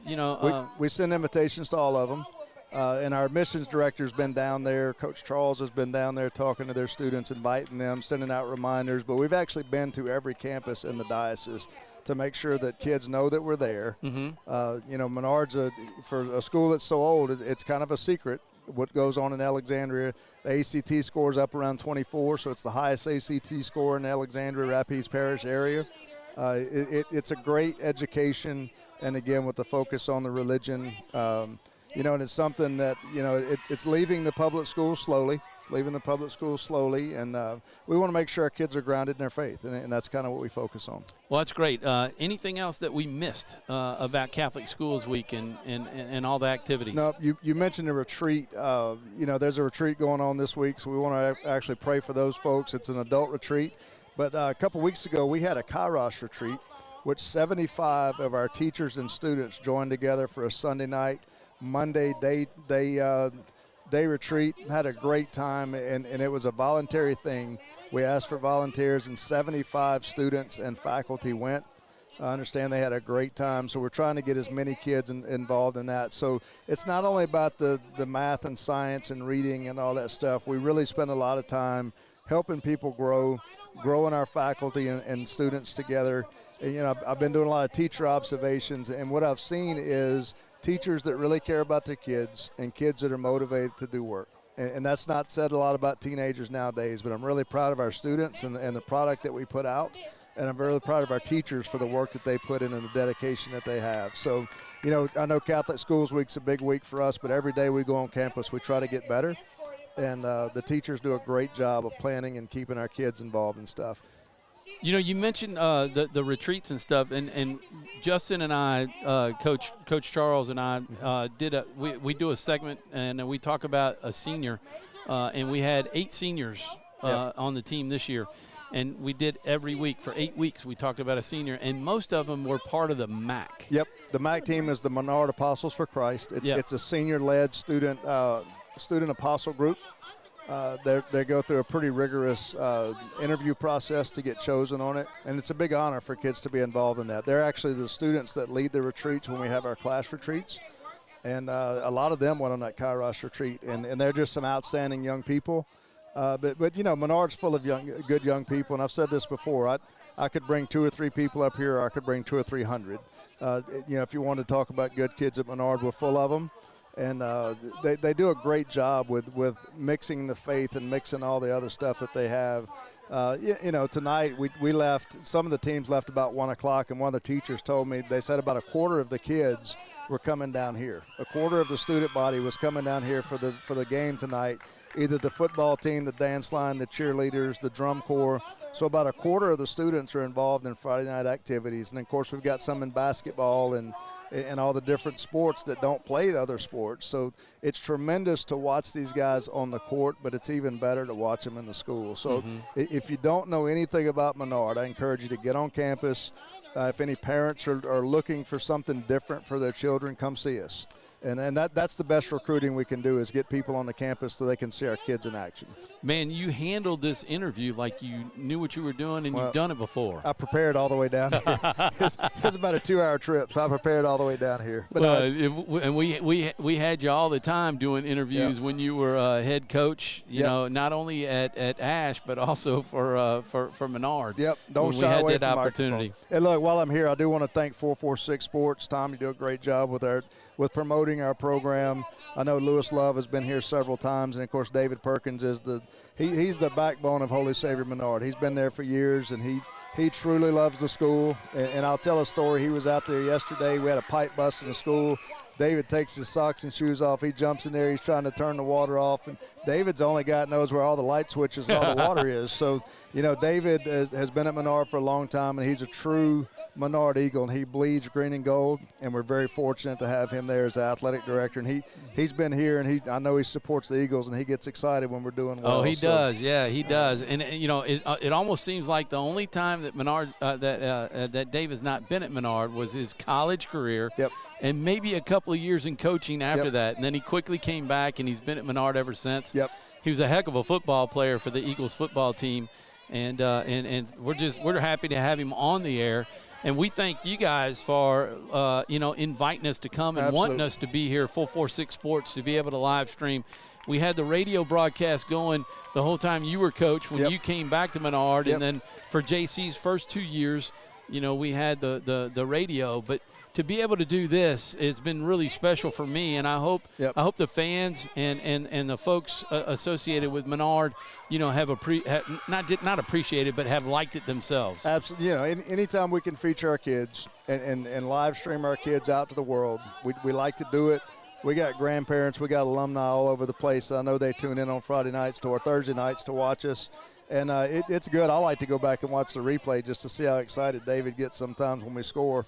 I do have to tell him to mute his microphone sometimes because he gets a little too excited. But, again, anytime we can put Menard out there and feature Menard and give the alumni an opportunity to see the product that they help create. And a lot of people take alumni for granted. But Menard really survives on the current parents and the past students. And, they all play a part in what you see out here tonight. And anything that we do from this point forward is because of somebody that did it before.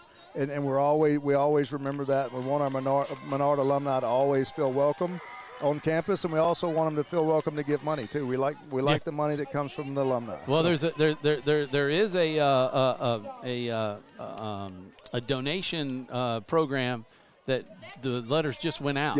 Yep. What is that one again? Because that seemed new to me. It's just I forget what she calls it. Lynn Roy does all of our donations. Menard or something? We encourage. We send out some email. It's some I kind put of you on the giving spot. I'm sorry. So sorry. I didn't have my notes. I wasn't prepared for that. So we have a giving thing that we come in. It's annual fund. That's what it's called. Annual fund where we invite an alumni. We invite other people that support Menard to give money, and everybody says, what's the money for? And in a nutshell, it costs about $11,000 to $12,000 to educate a kid. That's what the state pays, the Rapides Parish for every kid that they have. We only charge $8,000. So there's a $4,000 gap that we're trying to fill. We want to keep Menard affordable so everybody has an opportunity to come there. So to keep us from having to raise tuition a lot, we need help, filling those gaps. Lynn Roy does a great job with that with our institutional advancement office, and she's raising money. Right now we're selling raffle tickets for a golf cart. We bought a golf cart. We're selling tickets for $55. So if you want a chance, it's a nice golf cart. If I had it, I'd drive it to work. I'd sell my Painted cart. like LSU? No, we're not doing that. We want to stay neutral. It's a champagne color. It's out there in the front of the school in the mornings, and the tickets are $55. We've asked the students to sell 4 tickets. So When's if you know the a Menard drawing? student, it's going to go about 4 weeks. So it'll be right before the Christmas holidays, December, somewhere in there. But we hope to make some good money off of that. We hope to get some good money coming from the annual fund. And, we're excited about that. We're excited. So if you're an alumni and you want to get involved, we do have an alumni association. David Matthews, Jennifer Tishner is kind of heading that thing up. There's actually a meeting this week, November the 10th, a Thursday night. I'm not real sure where it is. But they usually have a meeting. Check the Facebook page if you're on there right now and you want to come to that meeting. I'll be at the meeting, and I'll kind of fill in people what's going on a little bit. Also, this Thursday, we have our basketball jamboree at Menard. Okay. Ash is coming over for that. I don't know if you guys are coming with the 4-4-6. Well, but we're supposed to cover, and I'm hoping I'll be able to call some games and expand my repertoire. Good. There. I know Doug and them are planning on covering games, and then right now we're scheduled to cover girls softball. Good. Very good. All the home games. So Very good. Excited about that. I'll be doing that for Coach Scully. That's good. And the girls. Sounds good. Yep. Sounds good. Hey, save me a couple of tickets for that golf cart. I'll do it. I'll do it. I have to sell 4 too, so you're well, good. 2. I got 2. All right. See Hey, you. Principal Chris Gatlin, thanks so much. All right, man. Appreciate you. And we'll take a quick break, and then we'll be back with the second half when we return. You're watching Menard Eagle Football on 446sports.com. It all started with a sketch on a napkin. An idea created by two walk-on bench warmers. And after 10 years of hard work and perseverance to turn their dream into a reality, it's the #1 sports bar in America. Welcome to Walk On.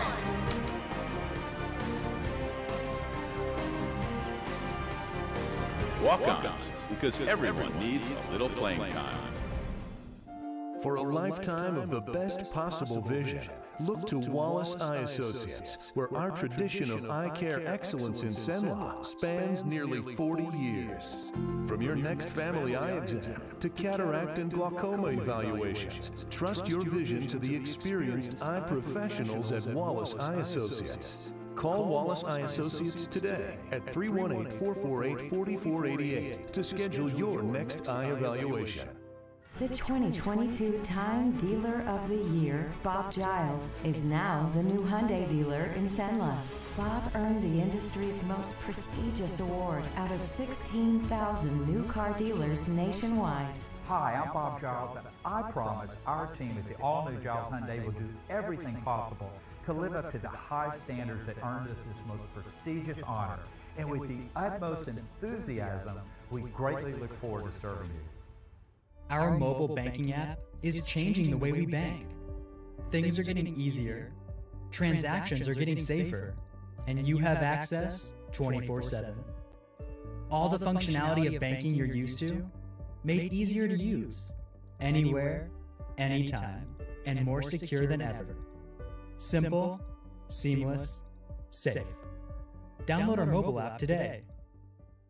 BK Distributors is proud to support high school athletics on 446 Sports. BK is the one-stop shop for trophies, banners, awards, letter jackets, and just about anything award-related. And now, welcome BK Apparel and BK Promotions to the family for all your spirit apparel needs and anything you need to brand your business. When you think of anything you need with your name on it, think BK. Check them out on Facebook or at bkdistrib.com. BK Distributors, apparel and promotions in Pineville.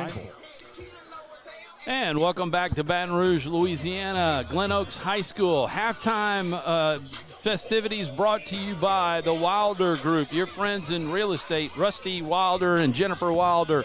Rusty's the owner and broker, and Jennifer the president. TheWilderGroup.net, 2233 Pecan Park, Suite C, Alexander, Louisiana, 71301. Call them today at 318-625-7475. If you're looking for a house or need to sell your home, give the Wilder Group a call. Fax number is 318-625-7479, and they will get somebody who is competent to be able to help you. And they want to be your friends in real estate, and they do a great job, do Rusty and his crew. And we are back. Hey, Rusty, me and Rusty, pretty good friends too. So, Rusty, we have a little thing for us. If you're listening, what's up? So we always do that to each other when we see each other. But that's cool. He usually does watch and listen, and or goes back and watches. But as you can see, we are outside. Man, the weather couldn't be any better. The moon has a little bit more, almost a half moon. It's closing in on a half moon, and you can see the Eagles are out warming up. And what a first half, David. 14-0 is our score at halftime. The Eagles have the lead, and it hadn't been a whole lot of times this season that we've had the lead at halftime. And we play way better when we're up. So we're up 14-0. We got the big block punt, scored on defense. Offense scored a touchdown. The offense is moved the ball, and we've been in the red zone several other times. So I hope we just keep that up, Maybe another touchdown could put it away. Maybe not, but the Eagles just keep doing what they're doing. Defensively, just do not give up the big play, and we're going to be fine. Yeah, speaking of offense, 83 yards of offense for the official stats that I do with the 66-yard touchdown drive for the Eagles. Now, that started in the second quarter, but it carried over into the third quarter, and I think the last couple of plays is it only took a couple of plays to get into the end zone. So the actual score occurred in the second quarter. As you said, the first quarter score was I think it was Carter Marcantel that blocked it. You're thinking Cooper Scott or David Roberts, one of the two. We'll have to look at the film. We'll have to ask Maddox, Coach Maddox. Who had that block? Did y'all figure that out, the blocked punt? No. I figured it would be talked about at halftime in there. Yeah. But anyway, there were three Eagles that were in there that could have gotten the block, and then Carter scooped it up, and it just bounced perfectly, and he on the run, and he took it in about, 15, 18 yards for the touchdown, and with Eagles following him. So, Carter Marcantel. Did Carter block Number it? 29. Yeah, that's I thought so. And then he scooped it up. So it's one of those perfect blocks where you come in on the angle, and then it's just right in front of you. And it bounced right up to him. Yep. And then he scored our offensive touchdown. He got the touchdown. And that was a great run. So he's got 14 points. You know that's going to be something he's going to be talking about to the coaches, especially Scully. So we're going to get it back on the main field camera now as we are set to start the second half. And, man, is that music loud or what? Goodness gracious.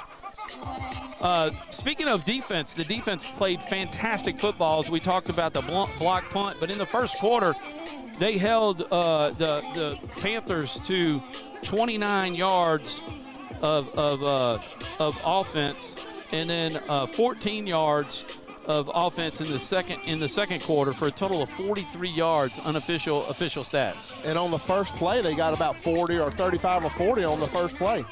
Yep. So the Eagles won the toss and elected to receive, and so they will kick off to the Glen Oaks Panthers. And one of the first times we kicked off, it was the second time we kicked off, I think. It was an onside kick, and that's actually what led to our – no, we didn't score a touchdown there. They stopped us, and we had to punt. But you see they got a bunch of people on the line, and it is a little pooch punt. Gotta get and on it was caught at the 45, and we got to get the edge and stop it. He's got a hole, and he's going to go all the way. No way. That's going to be a 55-yard touchdown down the near sideline as you watch David run it in there, and that is not got a flag on the play out of bounds. At about the 30. They're going to say he stepped out of bounds at the 32. What a break for the Eagles. That pooch punt did not work out the way they wanted it to. Did not. Wow. He came, as you saw, from the far side of the field all the way over and cut it up.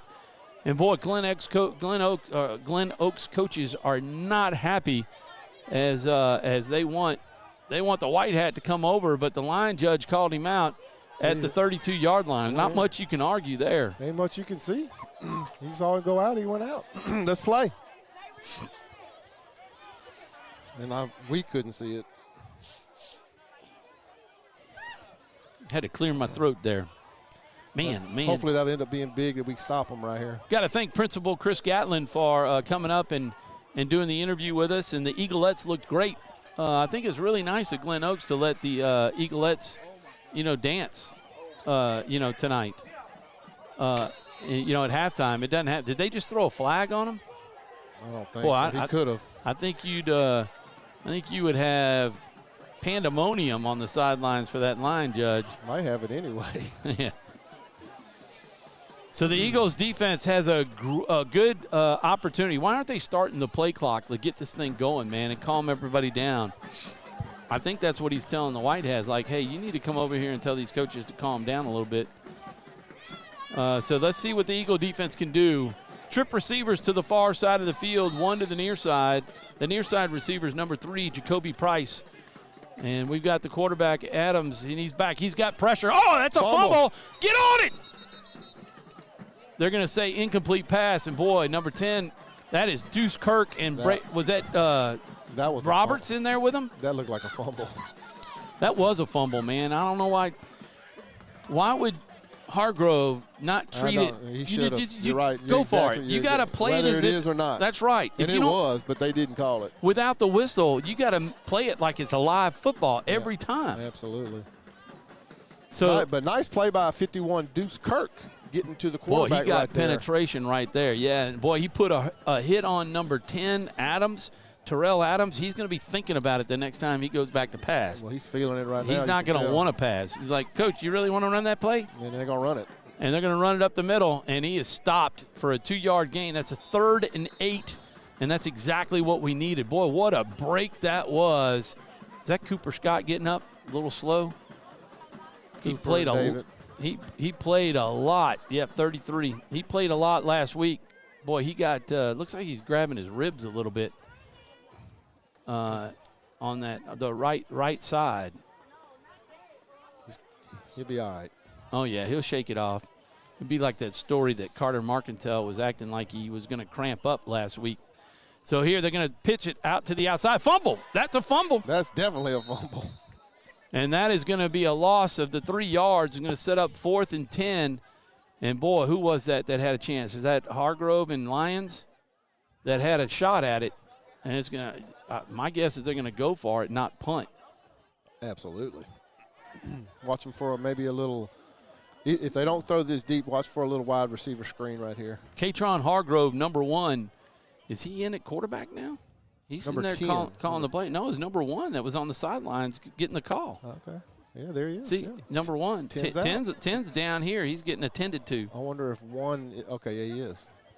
So this is going to be their backup. This is their backup, and let's see. This is his first action of the night. He's coming in throw it. cold, and we got pressure. He's up the middle. To run it. He's going to try to run it. He's got Deuce there, and he throws that's it. grounding. Well, he didn't make it past the line of scrimmage. Well, he didn't get it to the line of scrimmage. There's the flag, and that's a loss of down. And so the Eagles will take over at the spot of the foul where he threw it. So the Eagles, that's a loss of about 10, 11 yards. Intentional grounding because you got to throw it past the line of scrimmage even though you're outside the tackle box or the tackle. Yeah, the box is the right word. You got to get it back to the line of scrimmage. So that should take and give the Eagles the ball at the 44-yard line. Right where he threw it from. Yep. Wow, what a turnaround of events. A big break on the the ref calling the kid out of bounds on the kickoff. Whitehat needs to make sure that these guys know where to set the ball, right? Let's see. The Eagles will take over. Let's see where they are. That's They shouldn't be right there. They should have the ball. No, the Whitehat up here. The penalty is where he threw the football.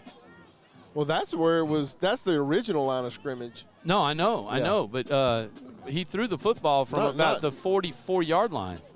That should be the penalty, right?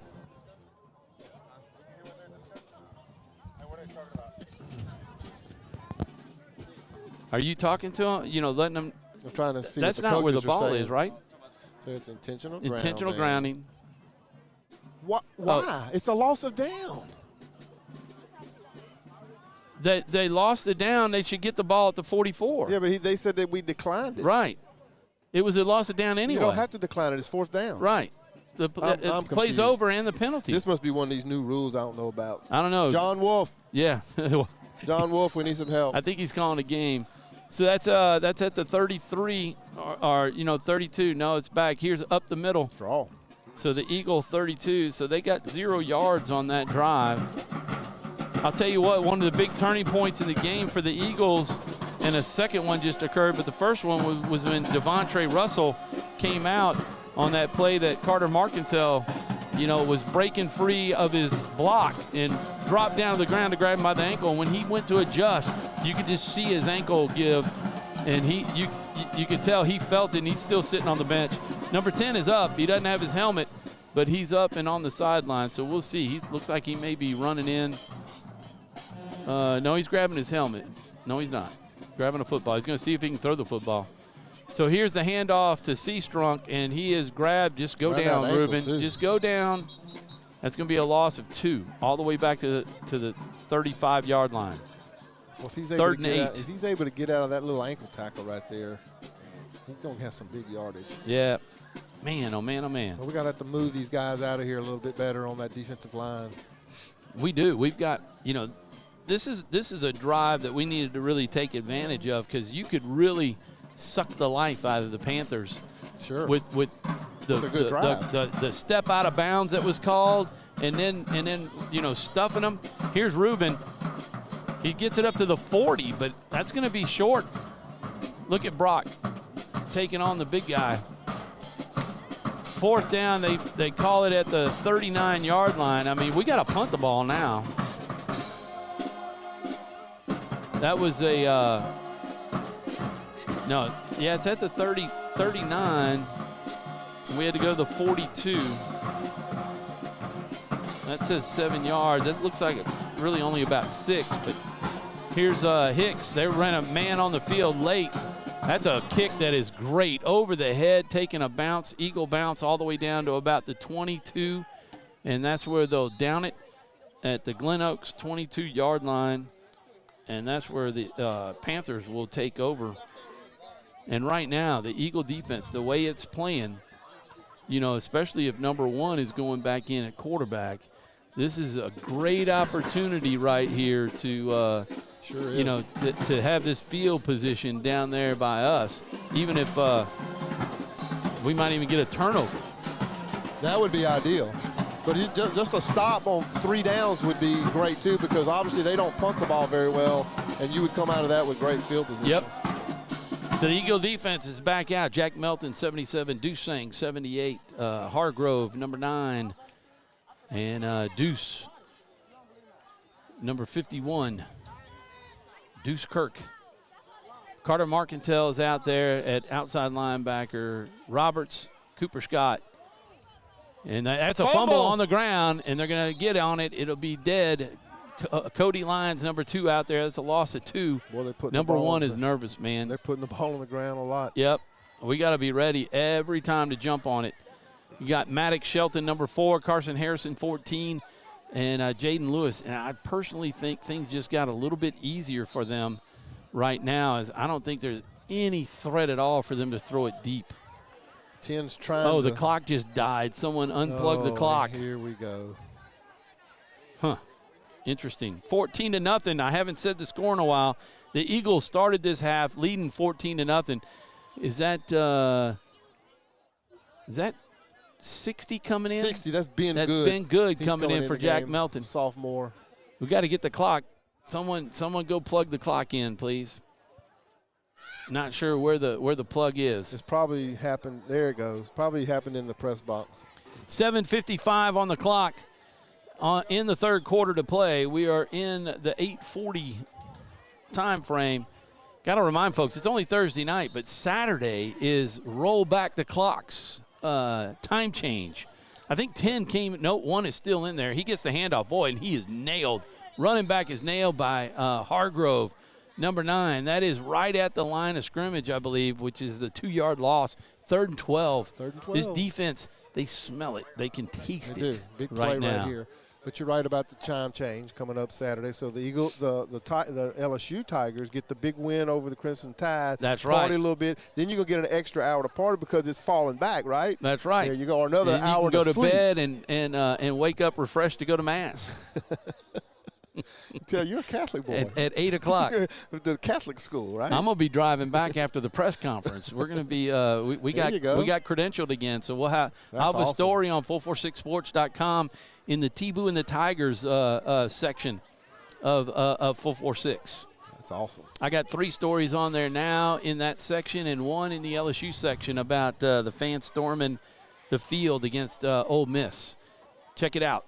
So here, he's going to look to pass. He's rolling out. He's throwing it in the flats. There's they're going to call pass interference? No, I don't think. The ball was tipped, so it can't really be pass interference. Not unless they have a illegal man down the field. Well, number 6 was out there, and if we hit him came in behind him, but the ball was tipped.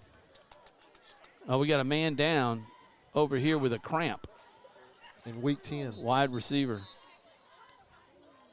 So they're going to take an official timeout to work on the cramp, and we'll take a quick break. Where were we on the spots? And you're watching Menard Eagle football on 446sports.com. Is your vision just not as crisp and clear as it used to be? Are you having difficulty driving, especially at night? Are you over 40 and now needing reading glasses? If so, The trusted eye care team at Wallace Eye Associates is here to help with your family's eye care needs, just like we have been for nearly 40 years. Call Wallace Eye Associates today at 318-448-4488 to schedule your next eye evaluation. Wherever you are, you're there for a reason. You shouldn't have to make a trip to the branch to deposit a check. Skip the trip and use our mobile app to easily and securely deposit checks right from your phone, day or night, wherever you are or whatever you're doing. Download our mobile app today. Appliance Parts Company in Alexandria has all your major appliance parts needs. We sell parts to all major appliances as well as new appliances, including window units, chest, and upright freezers. Appliance Parts originally opened its doors on Lee Street in 1972, and we're now open at a new location on Memorial Drive to serve you better. Stop by, say hey to our crew, and check out our awesome holiday gifts. Appliance Parts, 2208 Memorial Drive in Alexandria next to Target. Open Monday through Friday, 8 to 5, and Saturday from 9 till 12.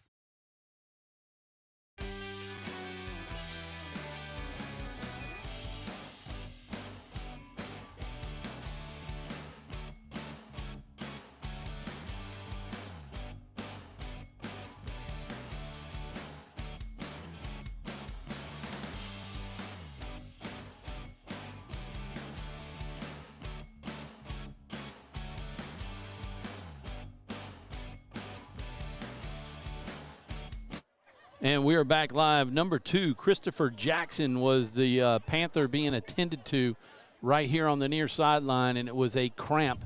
Looked like maybe both calves cramped up on him, but they're going to get him full of fluids, and he is gingerly walking on the sideline. Not sure that we'll see him back anytime soon. In the process, that gave number 10 a chance to figure out and that he could get back in the game. He's been throwing the football. Looks like on that pass that got blocked, his hand got smacked, and he was feeling it in his hand. But he's back out there. Number 1 is no longer at quarterback. So trip receivers to the near side on 4th down and long, and now that's a delay of game. It's going to back it up even 5 more yards. And I'm not sure the coaches knew that the play clock was running down, and that should back them up another 5 and be a 4th and 17. I'm sure they're quick kicking, huh? They have to. Maybe that's why 10 is in there, because he's the one who did the quick kick last time. Now they're saying no penalty. No penalty. I guess the play clock didn't. Maybe didn't even run. Back judge, did what he was supposed to do, I guess. As it got down to 0. 6:43 on the clock in the third quarter. And they got to be quick pooching it. And that's what they do. It was blocked. Take that. Boy, Jaden Lewis had a shot at it. But we're going to get the ball at the 48-yard line, the Eagle 48, and we are in great position. But we got to get that mojo back down to the 20, minus 2 yards. The defense, boy, Scully and the boys, minus 2 yards so far on the 2 drives by the Panthers. Yeah, a touchdown right here would go a long way, maybe, out of the outcome of this ball game. Just a nice little drive, really don't need a big play. Stay out on the field a little while, give the defense a little time to rest, get Coach Scully over there, talk to those defensive guys, doing a great job. So let's see if the offense can get something going right here. I need one of the trainers to come up and come work on me a little bit. Here's Ruben Seastrunk. And he picked up 6 yards down to the 45-yard line. I tend to be cramping up here from standing up the whole time. I saw you down on the field earlier today, stretching down there for your. Yeah. I think you were talking to one of the Glen Oaks coaches. Yeah, trying to get their what they were doing. Yeah, and this is a really smart move. Ruben, he's got the sideline and the edge. Big pickup all the way down inside the 30 to the. To the 31. Oh, I'm supposed to do the. Yeah. I'm a fan. That was a great run. I get caught too much up in this game. We got to hire somebody next year, Tom, or not hire, but find somebody. You have a job, David. And that's find somebody. They're trying that left side. Ruben's got big holes, man. He is running hard. That a boy. He's down to about the 22-yard line, about to enter the Red River Bank red zone. They're going fast. They're going fast, and I agree with this. He got them on their heels. They're tired, and they don't want any more right now. 5:51 to play in the third quarter. I mean, it's still the third quarter, David. Still the third quarter. We may make it home in time to set our clocks back. I'm going to make it time for sure because I don't have too far to go as y'all do. I know. That's why I was telling you in the pregame to tell Scully, don't leave me. That's a long walk with all of my equipment. He's got the outside. He's inside the red zone, down inside the 10, and he's going to be out at just on the outside of the 10. The nose of the football would be on. That should be first and goal. So the Eagles they went in at halftime and they saw something because they're running this same play over and over and over and over, and Glen Oaks hasn't stopped it yet, and they're doing it again. Yep, and he's to the outside. They're gonna stuff that one for about a yard gain. And again, before we get going, the Eagles are at the 8-yard line now and in the Red River Bank red zone on the Panthers side of the football as we get ready for second down and goal. And 5-10 and counting, 14-0 lead. The Eagles wanting to make it 21-0 right here if they can punch this one in the end zone. Finish off the drive. It started at the Eagle 48-yard line, and under center is Henry, and he gives it up the middle. That's Cooper Scott. I think it's Scott. Let's see who comes out of that pile. That's Cooper. Yeah, he got it all the way down inside the 5. They're at the 3-yard line, and I'm telling you, this is the challenge to the offense. There's no field goal here. You got 2 plays to punch They're challenging this offensive line to say, you better push them back and punch it in the end zone. You got to gain 3 yards in 2 plays. So the play clock isn't working. Yep. So the back judge will have, when there's 10 seconds left, he'll raise his hand up. Yeah, I don't think we're worried about that. You got 2 receivers. They give it this. Oh, man, Seastrunk, what balance. Boy, they got penetration. How the heck did they get back there that quick? We were lucky to get back to the line of scrimmage. Yeah, I would just do a straight dive to Cooper or something. I would fake a handoff right now and roll him out. And he may do that. And throw the football to Roberts. Send Roberts out to the sideline. You got all this sideline to the near side of the field. I mean, you got the whole field basically. And you got Cooper. You got that can get out. But let me just say this real quick, Tom. A field goal makes it a 3-score game right here too. So, it does. So you but might want to think about that also. He may be called timeout. It still gives them the chance. Of course, we don't know what the play clock is at. It's under 10 right now if they're paying attention. I'd call a timeout if I were JC because we're not even ready, and we were under 10 a while back. And now they're going to go to Reuben. And they stuffed it, man. I'm telling you. No, I disagree with that play. I'm sorry, JC. Yeah. They stop us on 4th. Yeah, Cooper Scott right there probably a couple times. But that's okay. We got them pinned back. Our defense is playing great football right now, and we got them pinned at the 5. This is their worst field position yet at their own 5-yard line, down to the GO5. That's, let's see, 45 and 2, 47-yard drive, and came up with nothing, man.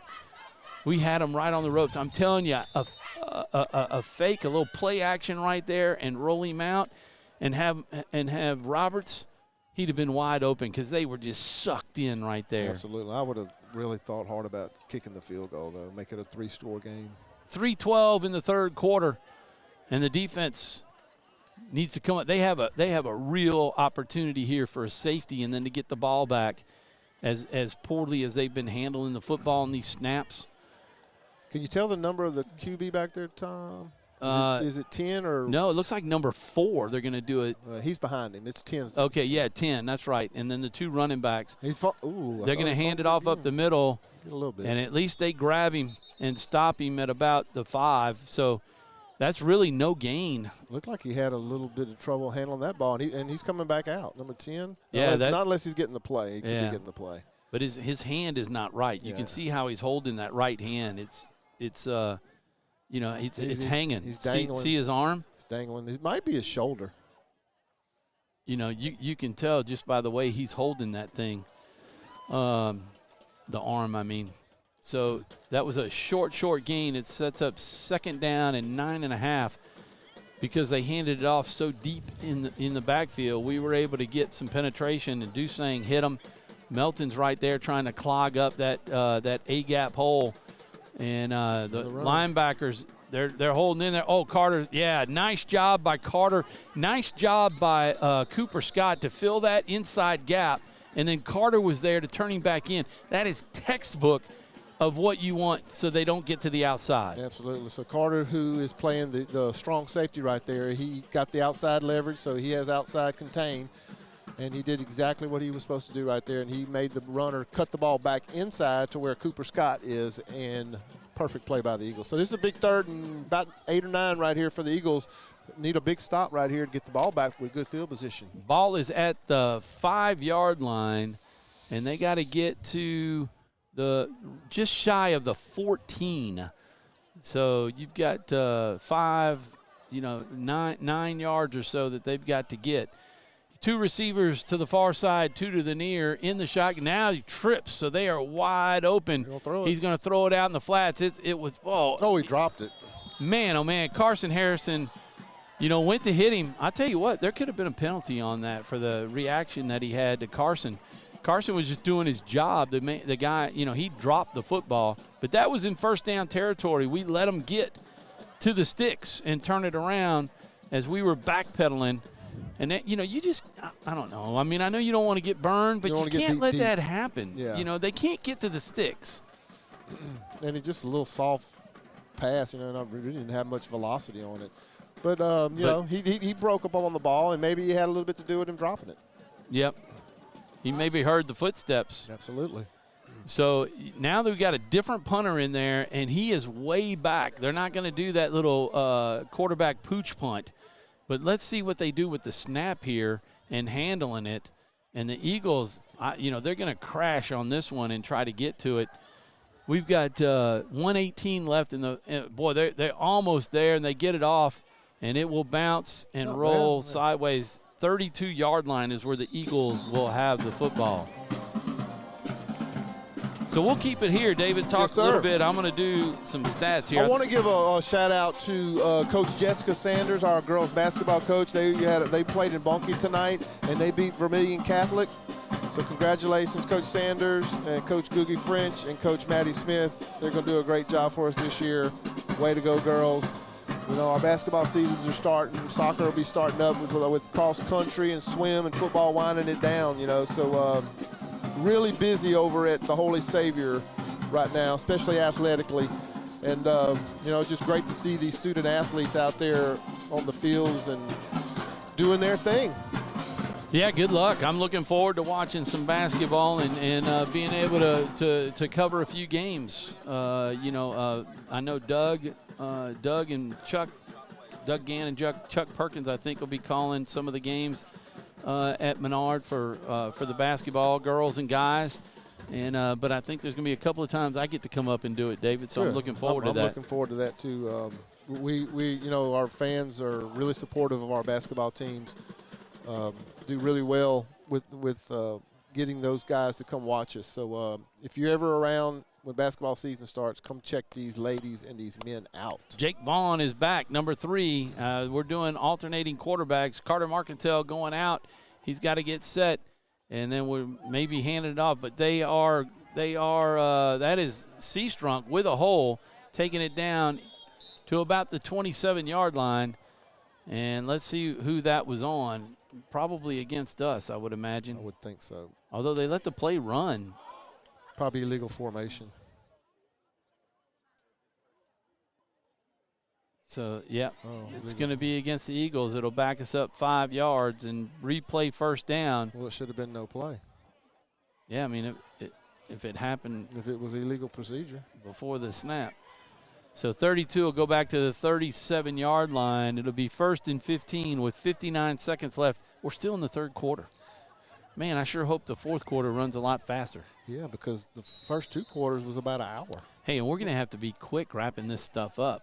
Yes, sir. So but I gotta does JC know that you're doing? I did tell him. Okay, so we get the interview, and then we'll shut it down after that quickly, and then start packing up. I'll run down there. Well, you can get down there, you know, as fast as my hips will bring me. You can call in and you can still do the color commentating, you know, in the last couple of minutes. Absolutely. You know, while you're down there.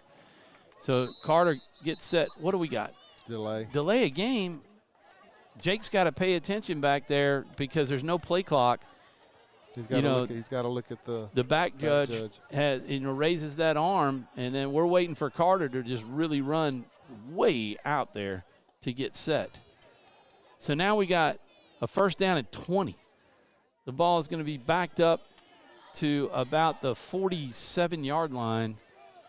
And this is not the direction we want to be going in when we're trying to put the game away. Absolutely do not want this. But you got the young QB in there. He's got to be able to know who he's got to look at with the play clock not working. Right. You know, so now Carter's going out, waiting for him to get set. And now the pitch to Seastrunk. Man, that Carter's got a little bit of a tackle, but we are just going backwards. This play we need to change plays. We don't need to run these sweeps and things like that. We just don't have the speed for it, especially the speed for the blockers to get out there because they can't get to those guys on defense because they're fast. Yeah, I mean they run right at them. They're shooting the gaps. That'll end the. I'd say we're just going to carry this and take a break and go into the fourth quarter. 4, 3, 2, 1. The Eagles and the Panthers go scoreless in the third quarter. But the Eagles still lead it 14-0, and we'll be back with the fourth quarter when we return. You're watching Menard Eagle football on Sunny 106.9. It all started with a sketch on a napkin. An idea created by 2 walk-on bench warmers. And after 10 years of hard work and perseverance to turn their dream into a reality, it's the #1 sports bar in America. Welcome to Walk On.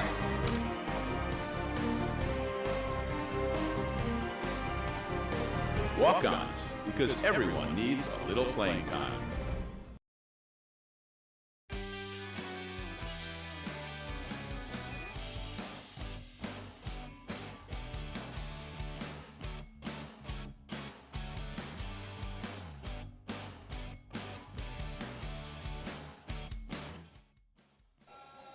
Hey, David, let me just say thank you for turning the mute on for me when I was right in the middle. 446sports.com is what you're watching, the Eagles Live. Man, it's such a habit that I had over the last, 5 years or so calling on that radio station. And, you know, I have a feeling that Doug Gann is going to make me have to write, a paper on paper 100 times. 446sports.com. Doug, if you dock his pay, just put it on my side. Oh my gosh, man, I'm never going to be able to live that down. 54 yards of offense for the Eagles as we move this third drive into the fourth quarter. 0 yards of offense for Glen Oaks. Now they are so piled up. If we carry it, we're going to roll it out to the strong side. Throw it away. Get rid of it. There's going to be a holding. Get rid of it. Nice move. Nice move, but, I mean, you got the second down at 25. Now we're going to be back another 10 yards. We're going to be in Glen Oaks territory. I think right here you got to put Michael Henry in. I wouldn't take this if I was them. And, you make it third down. But they're going to take and push us back 10 and give us another chance. Absolutely, because we got a good punter, so it really doesn't matter they putting us back. But, you know, in this situation, Michael's got the arm. You know, Jake's got an arm too, but he's still, somewhat inexperienced. That's going to be one of them little spot ones too. That's going to be a long penalty. Wow. Man, oh, man, oh, man. 10, 20, this drive 30, started 7, 38, second and 38. Glen Oaks' 32-yard line was where this drive started. And Menard's clean game that they had in the first half is no longer clean. Here's Jake throwing it deep. He's got Jake. Oh, my gosh. That is a duck that was caught. There's number 2 who went out with the cramps. The interception. Seastrunk got him out of bounds and tackled him at the 15, 14-yard line. We got a flag on the play. Did they hit the quarterback? Is that personal foul? Roughing the passer. Boy, is that going to drive the sidelines crazy here if that's the at play. Glen Oaks, if that is what it is. The chains are moving down here a little prematurely. And let's see what we got. The interception by number 2 was right around the 40-yard line, which was just came out sailing like a wounded duck and caught and run to the near sideline and down the field to about the 15. And not sure why we have to have this discussion. You know, our offense is coming back. The defense is coming obviously out. That's the call because, well, he still has a spot down here, but it's going to be, I guess. Is that a block in the back maybe from this point? They're taking the chains all the way back to the 32. They moved prematurely. Can you replay that play that we just had? Oh, never mind. So we're still having a discussion as to what the play is. Nobody's talked to the coaches yet, or the call. Personal foul, roughing the passer against Glen Oaks. Yes, I just saw the replay. So that is going to be a huge, huge turnaround for the Eagles at the start of the fourth quarter. 11:20 to play in this football game, and the Glen Oaks coaches cannot figure out why or what is going on, but their two big plays that they had got called back. One was just penalty. One was stepping out of bounds. I mean, what you going to do? Yep.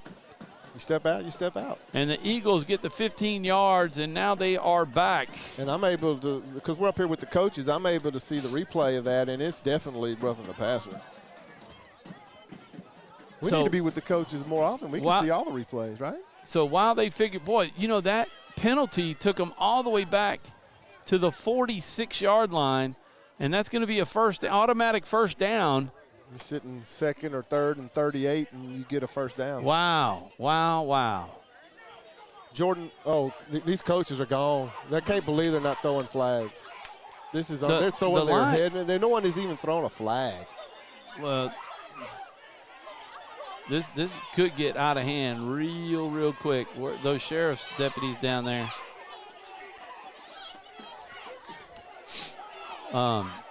We need to get this game going, man. 11:20. That's the officials' fault. They may want to run the clock. The sheriff's deputies are moving out onto the field. Three of them.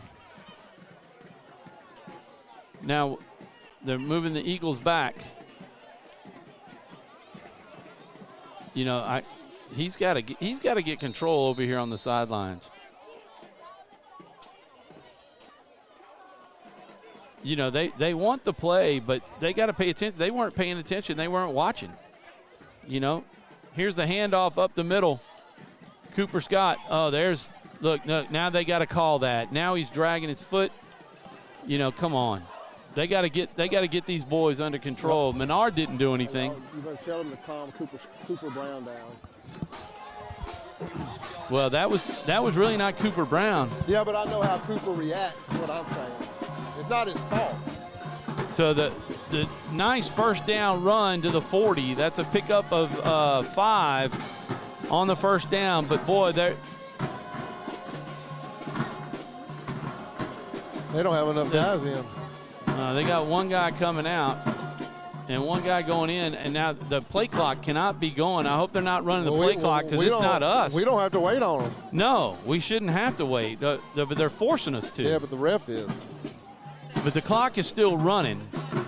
But we better get our full play clock, I'll tell you that much. Under center, the handoff to Cooper Scott. And he's tied up. There's a push. That should be a penalty. They better, got some extracurricular activity over there on the right side. Got to hand it to. Is that Dusang? Yes. It was Dusang, and he held his ground. There's a penalty. Now, another 15 yards. It's about time. Kicking the men, kicking our players while they were down. coaches the coaches on this side for Glen Oaks have got to get themselves under control to get their boys under control. Absolutely. Because they're just feeding off their coaches. Yep. So Menard will finally pass up their original line of scrimmage of the 32-yard line with this penalty. And it'll be a first down, Eagles, at the 23-yard line. The Eagles need to punch it in, and let's get this game rolling. 9:57, we should have a running clock. Officials should do it just for safety reasons. Boy, that was a fumble of the football. He held on to it. And Jake Vaughn was able to get control of it and hand it off. Boy, it's getting chippy there, Tom. Oh, I know. It's been chippy for a little while.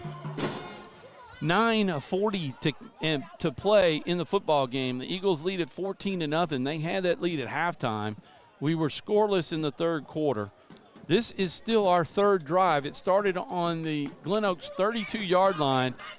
Eagles penalties drove us all the way back to like our 30. I mean, it was second down and 38. And then the roughing the passer penalty really threw this game into Wonkersville. Here's a handoff to Seastrunk. He cuts it up, and he breaks tackles down inside the 15.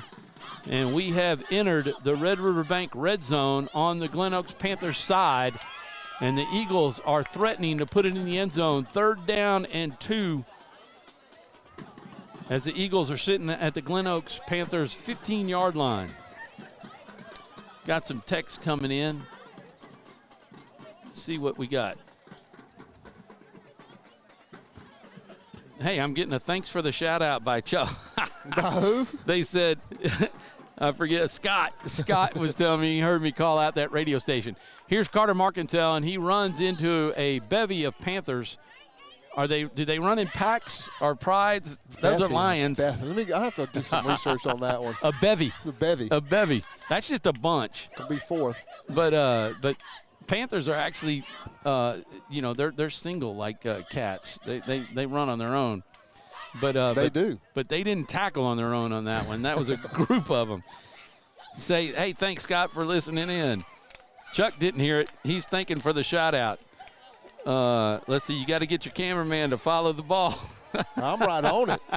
Yeah, there we go. Under center is Jake Vaughn.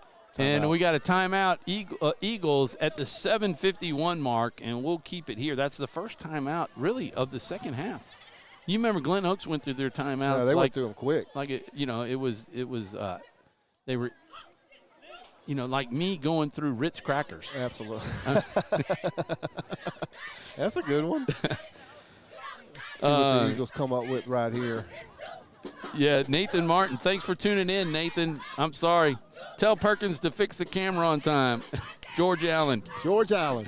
Speaking of basketball. That's an alum right there. Speaking of basketball, Menard Eagle football. Menard Eagle basketball. Menard Eagle basketball. George Allen. George Allen. Yep. Good player. He was. He comes and watches us every now and then, too. Yeah, he goes out there with Robertson.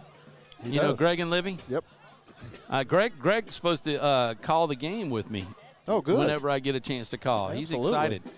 And we told George he's got to come up. I got a mic that we can put George on there. We'll interview George at some point. We'll have to mute him. It's about like you at the Royals game. I had to mute you a couple of times. 14-0 the score. Thanks to everybody. And those are shout-outs. Thanks to everybody for listening in and watching the game right here live on 446sports.com. Tell everybody where we can get it. And here's the handoff to Seastrunk up the middle on 4th down and 2, and he picks up the first down. That is huge. Down to about the 12. Eagles can get a first down at the 2. We can run more clock here. Call your ride. Please call your ride now so we can try to clear the stadium as soon as we can. Well, that's interesting. Very interesting. I haven't heard that before. From any stadium. Wow. Hey, I need to call Scully. to get my ride. They're not going to forget you. Okay. So here we are. Jake Vaughn under center with the T formation. He's That waiting is for the Carter, back judge. Marcantel. It looks like Seastrunk and Cooper Scott. And they're going to give it Seastrunk trying the right side. He cuts it up the middle, north and south. Thank goodness. Yeah, and that's going to be pick up of maybe 4 or 5 yards. Yeah, he's just putting his foot in the ground and cutting it up the field, doing what Ruben does. Well, you know, that worked like crazy in the first half, and then we were trying to stretch it to the side, and that's where they beat us with the speed. Yeah, right. Just kind of just run it right at them. And, you know, they got everybody in the box, too. Yep. 7 minutes and counting. Eagles taking their time. Play clock is still not working. So Jake's got to get that in his head and definitely pay attention to that back judge. And if he lifts that hand, he's got 10 seconds, basically. He's waiting and they're waiting for him. There you go. There's the hand. So they're aware of it now. Everybody's in the box, man. It is set up. Carter Marcantel hit as it was handed to him. He fell forward maybe to the line of scrimmage, but they blew that one up. They did. They are ripe for a pass. A little play action. Oh, yeah. Get Cooper Scott out there in the flat. But you got to be careful, though. You got to be David careful. Roberts, man. Either one of them. Give him a shot because he's running up the middle, unless he darts out to the to the flats. Right. There's the time, 6:05 and counting, 14-0 is the score still. That was the score at halftime. How you like that, George Allen? So here we are under center, 3rd and long, 3rd and 6. That is Seastrunk following his blockers, and it may be in for the touchdown, and it is. You saw Dusang raising his hands, and that is a touchdown for Seastrunk, Ruben Seastrunk, and we got 2 Panthers down on the ground. One got up, and one's slow to get up. From that offensive line, just really putting – laying the lumber. That's a good drive right there. 4th quarter, you're trying to run the clock out. You got the lead, and you drive down and score a touchdown. That's picture perfect football right there by the Eagles. That was, David, if you think about it, that was a 32-yard drive that took about 8 minutes. But it was a weird 32-yard drive. It was a 32-yard drive. And it's going to end up being more than a 32-yard drive because we got the first down on the penalty. So what's it, a 40? Where were we at, the 48? Yeah, but do we get to count the penalty? You don't count the penalty yards. Penalties took us all the way back. Right, but then wherever the 15-yard penalty stopped is where the drive is. Okay. All right. Oh, that gave us that first down? It gave us the first. Well, actually, it's from back here. It was way back. It's from back here. Yeah, because it took us all the way back. Where were we at? We were 30. We were a 3rd and 38. From where, though? From the 32-yard line. So that would be. So 5, 10, 15, 20, 25, 30, about the 34. Okay, so that's a 66-yard drive. Yeah. Y'all check my arithmetic on that. That's 34-yard line. I've got 66 yards. So the kick is up, and he splits the uprights, and they're nodding their head yes, and they give the Eagles another 7, and we'll do that too on our scoreboard as the Eagles take a 21-0 lead. That is a 3-score touchdown difference, or 3-score difference that may be really tough for this Glen Oaks team to overcome. We'll be back right after these messages. You're watching Menard Eagle football on 446 Sports. It all started with a sketch on a napkin. An idea created by 2 walk-on bench warmers. And after 10 years of hard work and perseverance to turn their dream into a reality, it's the #1 sports bar in America. Welcome to Walk On.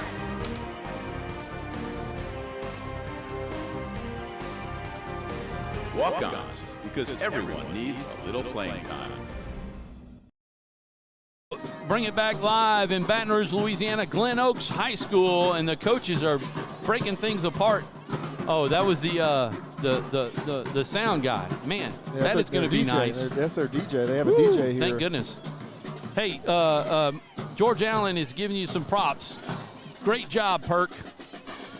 Thanks, George. You called him out, called George out on that text. Hey, thanks for tuning in, George, and for giving us a shout out. For everybody, all of our family members all year long. This is week 10, the last of the regular season, and Hicks's kick goes deep down and settles out of bounds inside the 10. But we'll take that all night long so we don't have to fight the speed of that returner. Yeah, they could take the penalty if they wanted to, but they'll get it on the 35. So they'll start their fourth drive at their own 35-yard line, and right now our defense is – and Tom, they got to be still hungry. Oh, they have to be, and you want to pitch this shutout. You know, get this goose egg up here on this board, headed into hopefully the playoffs. And Tom, I'm going to run down in a little while, and I'm going to get a little interview with Coach Charles. Yep. In a couple minutes. So you'll be calling me. I got to pay attention because I'll be up here alone running the clock, running everything.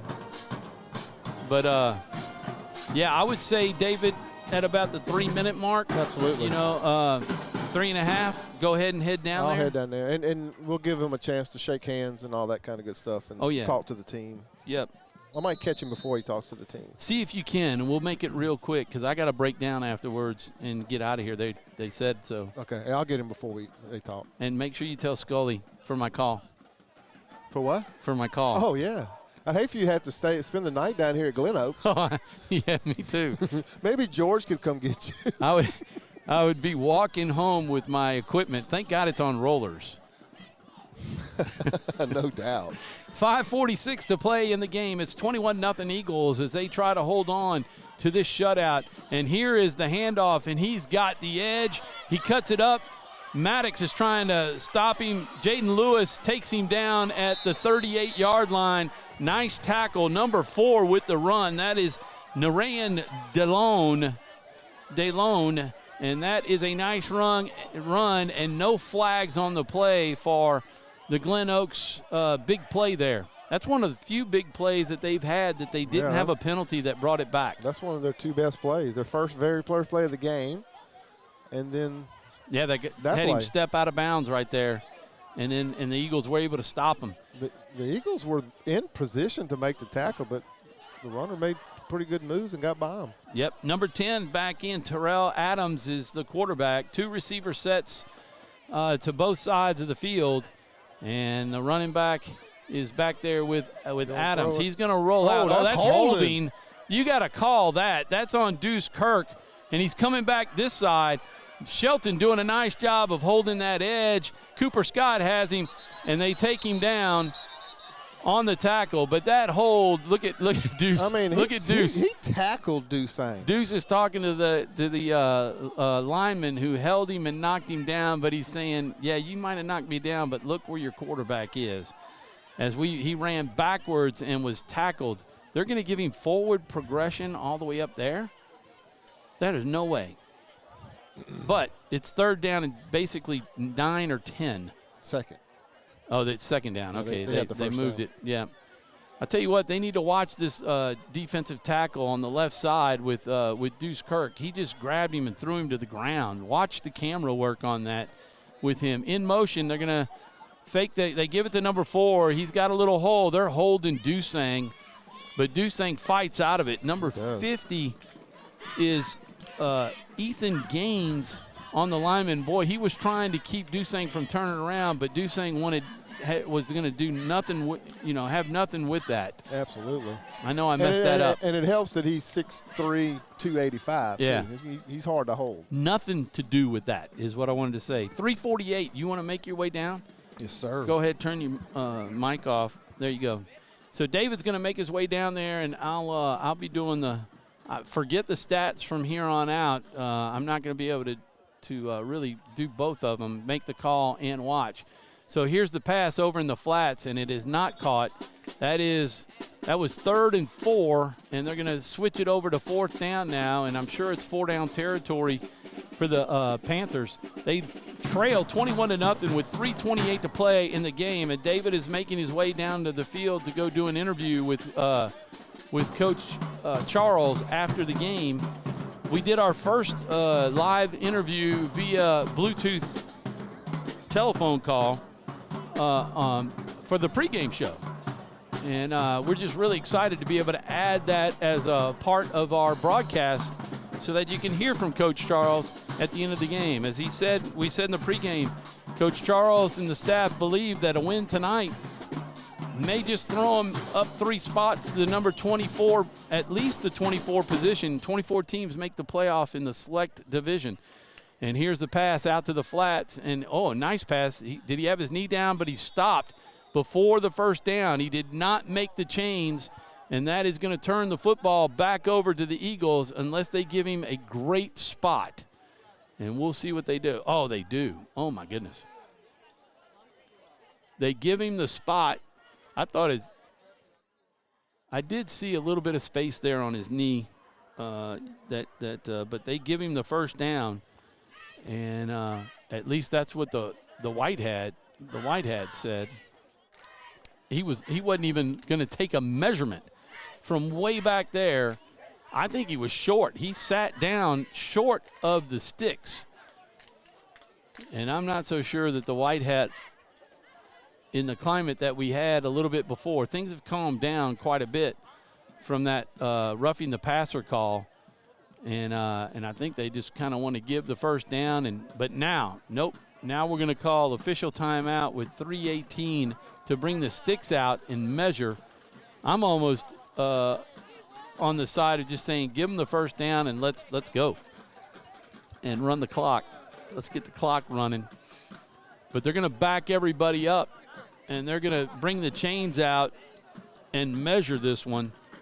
We'll take a quick break, and we'll be back. You're watching live Menard Eagle football on 446sports.com.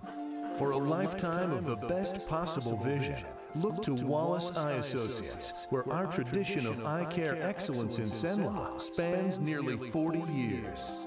From your next family eye exam to cataract and glaucoma evaluations, trust your vision to the experienced eye professionals at Wallace Eye Associates. Call Wallace Eye Associates today at 318-448-4488 to schedule your next eye evaluation. The 2022 Time Dealer of the Year, Bob Giles, is now the new Hyundai dealer in Cenla. Bob earned the industry's most prestigious award out of 16,000 new car dealers nationwide. Hi, I'm Bob Giles, and I promise our team at the all-new Giles Hyundai will do everything possible to live up to the high standards that earned us this most prestigious honor. And with the utmost enthusiasm, we greatly look forward to serving you. So the measurement was good. Obviously, the sticks touched the nose of the football at least, if not more, of the football and gave them the first down. The clock is running at 3:13. Eagles lead 21-0. And we only have 3 minutes left in the game, and they're going to pass. And they have him wrapped up and sacked for a big 6 or 7 yard loss all the way back out to the 32, 33-yard line. And that is a big tackle. It's going to set up second down and long as number 10, Adams, was tackled. Coach is just saying you got to get rid of the ball. 2:40 and counting, and the play clock should be running as he's calling in the play. And he's telling the receivers what the play is, and they may not get this one off. They may have to call a timeout. They have their 3 timeouts left, and they may not get it. Let's see when we get to the 10-second mark, and they're going to set up 10 seconds right now to make this play happen. 2:18 and counting, and he's in the shotgun. The snap is good. He's going to throw it down over the middle to the outside, and it is incomplete, and that will stop the clock at 2:08 and make it third down. Let me kind of pull this back a little bit so we can get more of the field. And I don't want to make anybody sick turning the camera too much. But 2:08 on the play clock for the rest of this game, and the Eagles will move to 3-7 on the year, while Glen Oaks moves to 2-8 on the year. And we'll just have to wait and see what happens after Friday night's games and maybe even a Saturday game here or there for high school, especially down around New Orleans, to see what happens for the Eagles if they can squeak into the playoffs in the number 24 spot. They got to jump 3 teams, and beating a 3A school will help with that. Here's the pass out to the flats, and it is not caught, but boy, nicely played by Maddox Shelton. and Carter Marcantel to get that ball out of the hands of the receiver, and it'll set up 4th down and long. 4th and 16, I believe, as they can got to get to somewhere around the 18-yard line or so, 18 or 17-yard line, and the ball is resting at the 33. So it's a 15 yards. It looks longer than that, though, that's about 3 and 4, 7. So we'll call it 4th and 17 for the Panthers. 2:02 to go in this game. They're going to have to throw the football, so the Eagles will get it, and I would imagine, well, they'll have to run it. They're going to have to get at least 1 first down because the Panthers have 3 timeouts left if they choose to use them. Trip receivers to the near side, as you can see, 2 to the far side of the field. 10 is back there by himself, and he'll take the snap, and they're going to blitz Cooper, and they're going to throw over the middle. Oh, inside, Carson Harrison, it looked like was our coach. Yeah, Carson Harrison jumped on the ball, and if that ball had been thrown not into the grass, Carson may have picked that one, and the Eagles are going to pick up another 15 yards as one of the linemen had something to say to the white hat, and that's going to be a 15-yard unsportsmanlike penalty. And so the Eagles, who were scheduled to take over on the 33, will add 15 to that, and that'll be the 48-yard line where they'll get the football. So they actually, let's see, Glen Oaks 35. They got a first down, but they end up at the 33. Only total of 2 yards of offense. They've had, by my calculation, 4 yards of offense so far in the second half. And the Eagles will take over at the we'll call it the 48-yard line. We got 1:57 to play in this game, and the Eagles just need to get 1 first down. I doubt that the coaches for Glen Oaks will use any timeouts. They're trying to get the change set. We're going to get a phone call from David right after this game. I'll probably won't do a commercial break. I'll just talk a little bit until I get David and he can interview JC. A big win on the road for the Eagles tonight. Michael Henry going to hand it off to Cooper Scott. He's got a hole. He may go all the way. Cooper Scott to the 20, the 15, 10. Touchdown, Eagles! Cooper Scott with a 52-yard run to take a 27-0 lead at the 145 mark. And no flags. There is no yellow on the field. Huge run by Cooper Scott up the middle. He finally broke one. David said he felt it coming. And Ryan Hicks will go out for the extra point to try to make it 28-0 with 1:45 to go in the game. What a run. 52-yard run by Cooper Scott down the right sideline. Wow.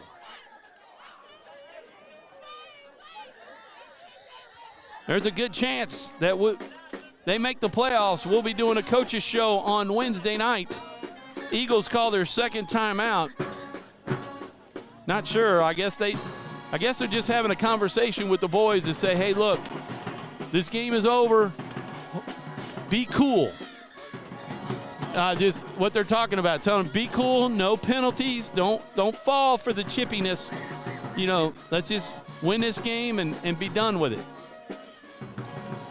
So the Eagles have their second timeout. The coaches are talking to them, and they will go out for the extra point to try to make it 28. 14 points here in the fourth quarter, or at least 13 right now, trying to make it 14 if Ryan Hicks can connect on the extra point. Not sure what's going on with the officials and what they're huddling over, but the white hat called it a touchdown. I didn't see any laundry on the ground.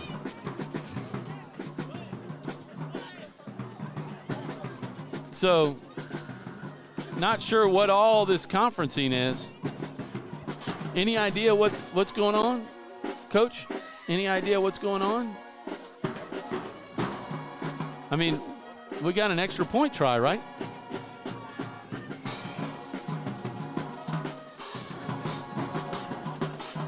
Coach Maddox is still up here with us.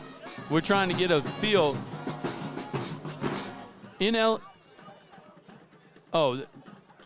The touchdown is good. Ineligible man down. What is this called? He called it against us. I guess it'll be on the kickoff. Whatever he did this.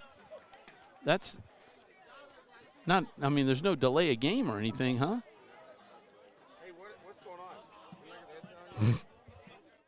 Sorry about that. It's a 5-yard penalty, I believe, on us. They decline. They're going to take it on the kickoff and not on the extra point. So Hicks will get to try the extra point. Let's see if we can zoom in here a little bit and try to get some of the ball and see it sail. Hicks has been perfect on the first 3 tries for the extra point. And now the snap is up, the hold is up. Boy, the kick is high, and the kick is good. He is on the mark tonight as he gets the extra point. And the Eagles pick up another 14 points in the second half, all in the fourth quarter. We're not sure on the sideline what it is, but they signaled it against the Eagles. And we'll just have to wait and see. If it is, it'll be a kickoff from about the 30-yard line if it's going to go against us. Thank you to everyone who's tuned in all year long. We've had some great numbers of folks that have tuned in. We look at some of the reports, and I think over the last month or so, we've had over 42,000 people, and it's probably more than that with last week's shows, that have tuned in to 446sports.com for our high school coverage, as well as the ASOL championships that ran last weekend that covered 7-on-7 and 8-on-8 football and volleyball.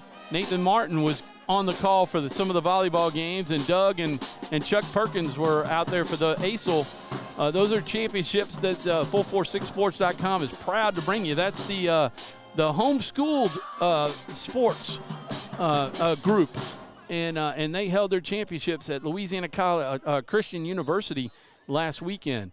So here's the kickoff. I'm sure we'll kick it deep, and we do.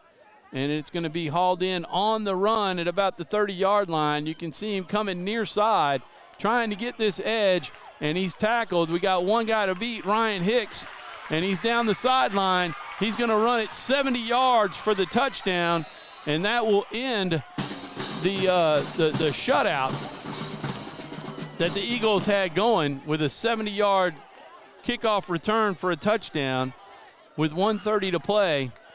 And they will get another shot to kick. David had said he hoped that they would not. There's a flag. That's going to come after the touchdown. So that'll be, JC, I'm sure will take it on the kickoff and push them all the way back from the 40 to the 25 and make them kick from there. Unsportsmanlike conduct. There's some shoving and everything that went on in the end zone. And I'm sure it's going to go against, I say that. I'm pretty sure it's going to go against Glen Oaks. But the touchdown will stand. Unsportsmanlike conduct, yep, it's that chippiness that they've had. They had some folks on the field throw the football down that came off the sidelines. But that flag was way down here at the 10-yard line. Why are we doing it on the kick? Can't we get it on the kickoff instead of the extra point try? I know, but have it way down here. The onside from the 25. If we have that option. We may not have the option. Yeah, they're moving it back. Yeah, they're going to take it on the kickoff. Yeah, that's. Hey, on that play, no, he just left. We came off the sideline. Somebody was celebrating, and so we got a celebration penalty or something. Yeah, they threw the football down here on the us. I got you. Our penalty. Yeah, thank you. So the clarification on our 5-yard penalty that cost us having to kick the ball off was a celebration penalty for the Eagles of someone coming off the sidelines to celebrate the touchdown, and so that set us back, and we kicked it long, and it was a 70-yard kickoff return for the touchdown. So it looks like they go for 2. So right now they've got 6. Man, oh man. We'll take the win, but sure wanted the shutout. But that's just something. Delay a game. Delay a game against Glen Oaks will push the extra point try back 5 yards. So their 2-point conversion that they were going to try from the 3 will now have to take place from the 8. And that kind of changes things up. It makes it for a really difficult play for a 2-point conversion. And I'm going to try to zoom y'all in a little bit to catch most of the action. You know, it's interesting. I got a little, Sony Handyman camera, 240. 1:30 to play in the game. Speaking of numbers, let's just make it really confusing for y'all. 1:30 to go in the game. The Eagles lead at 28-6 right now. 14 points in the first half, 14 in the fourth quarter, and then they just let a 70-yard kickoff return for a touchdown go. Here's a pass over the middle. It is blocked, and the Eagles will stop the 2-point conversion, and Glen Oaks will end with 6 points, and they will be backed up 15 yards for their kickoff, and they're going to try an onside kick.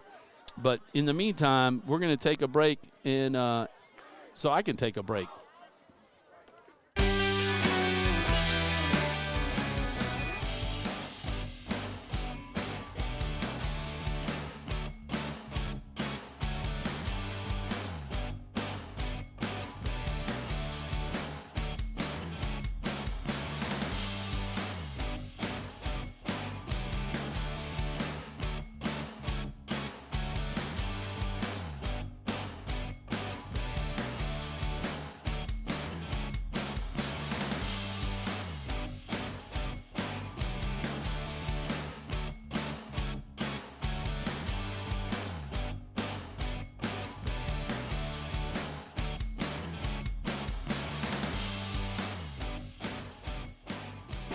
And we're back live in Baton Rouge, Louisiana. Glen Oaks High School. Want to thank Glen Oaks for their hospitality up here, and Coach giving us the roster so we could call out the boys' names as they made plays on offense and defense. I think they're not sure that where the kickoff is going to be. They're trying to set them up on the 35, but forgot that there is a 15-yard penalty, not a 5-yard penalty. So they got to kick off from the 25 as they're trying to set up an onside kick, and they know what side they're going is they're gonna kick it toward Ryan Hicks. Better be ready because they're definitely coming to the near side of the field, and we're gonna watch this one occur. 1:30 to play in the game. It is 28-6. The Eagles lead it by 3 scores still because of the lack of the 2-point conversion. So here we are for the kickoff, and the Eagles, Glen Oaks still has all 3 timeouts by my count. The Eagles only have 1 left. So the Eagles will still have to run a couple of plays. And don't forget, we're going to have a post-game interview with Justin Charles. The kickoff is straight up the middle, and it's going to be hauled in by Cooper Scott. Nicely done. Man, oh man, I'm paying attention to the game and not looks like an offsides. And they're going to back them up another 5 because it happened before the kick. So we're going to have to field another one as a defensive offsides. And the coaches, on the sideline there, they got to see what's going on. And you got to make that call because of the fact that if we didn't handle, the kick right, then they would be up in arms. If they were able to recover the kick. So, trying to get things ready for the breakdown. as we got a minute and a half left in the game. It seems like we've had a minute and a half for the last 5 to 10 minutes. It sure has taken a long time.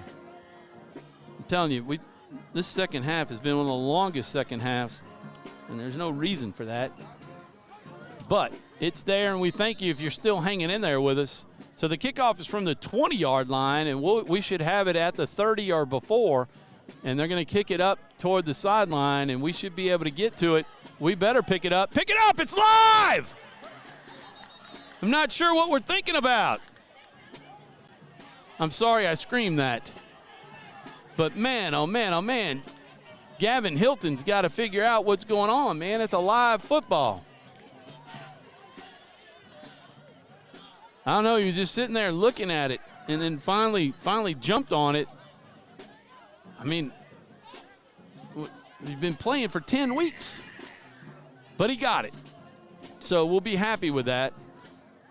They surprised him kicking off for sure. 28-yard line, man, I thought we'd have from not a bad change in the field position for Glen Oaks to go to the Eagle 28. They were kicking off from their own 20 after all those penalties.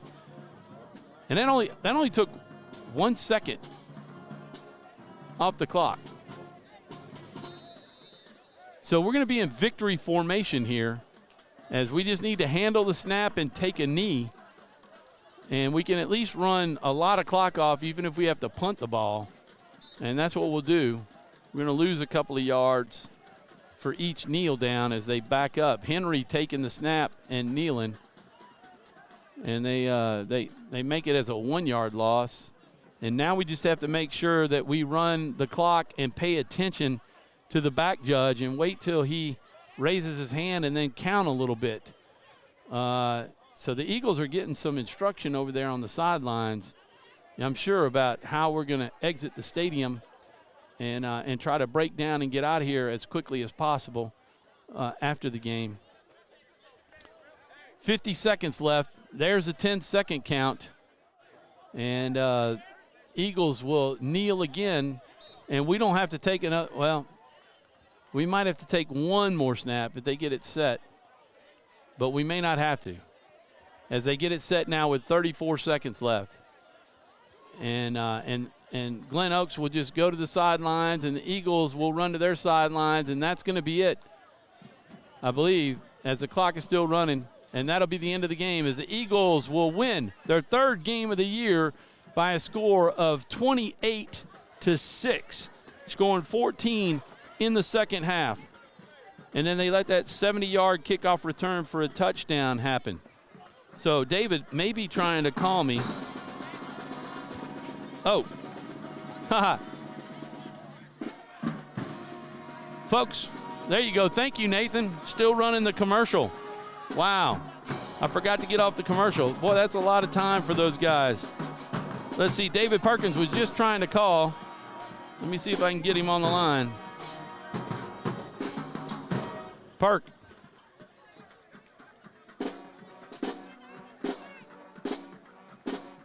Eight, 5, 5.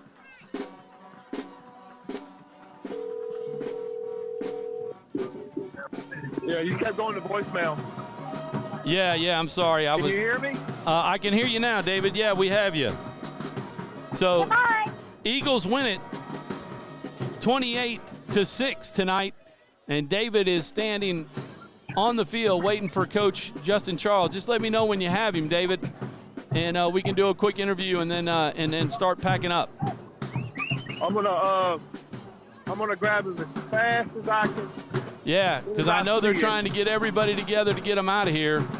He's down here. Talking to the other coach, probably. No, he's down here on the 47-yard line.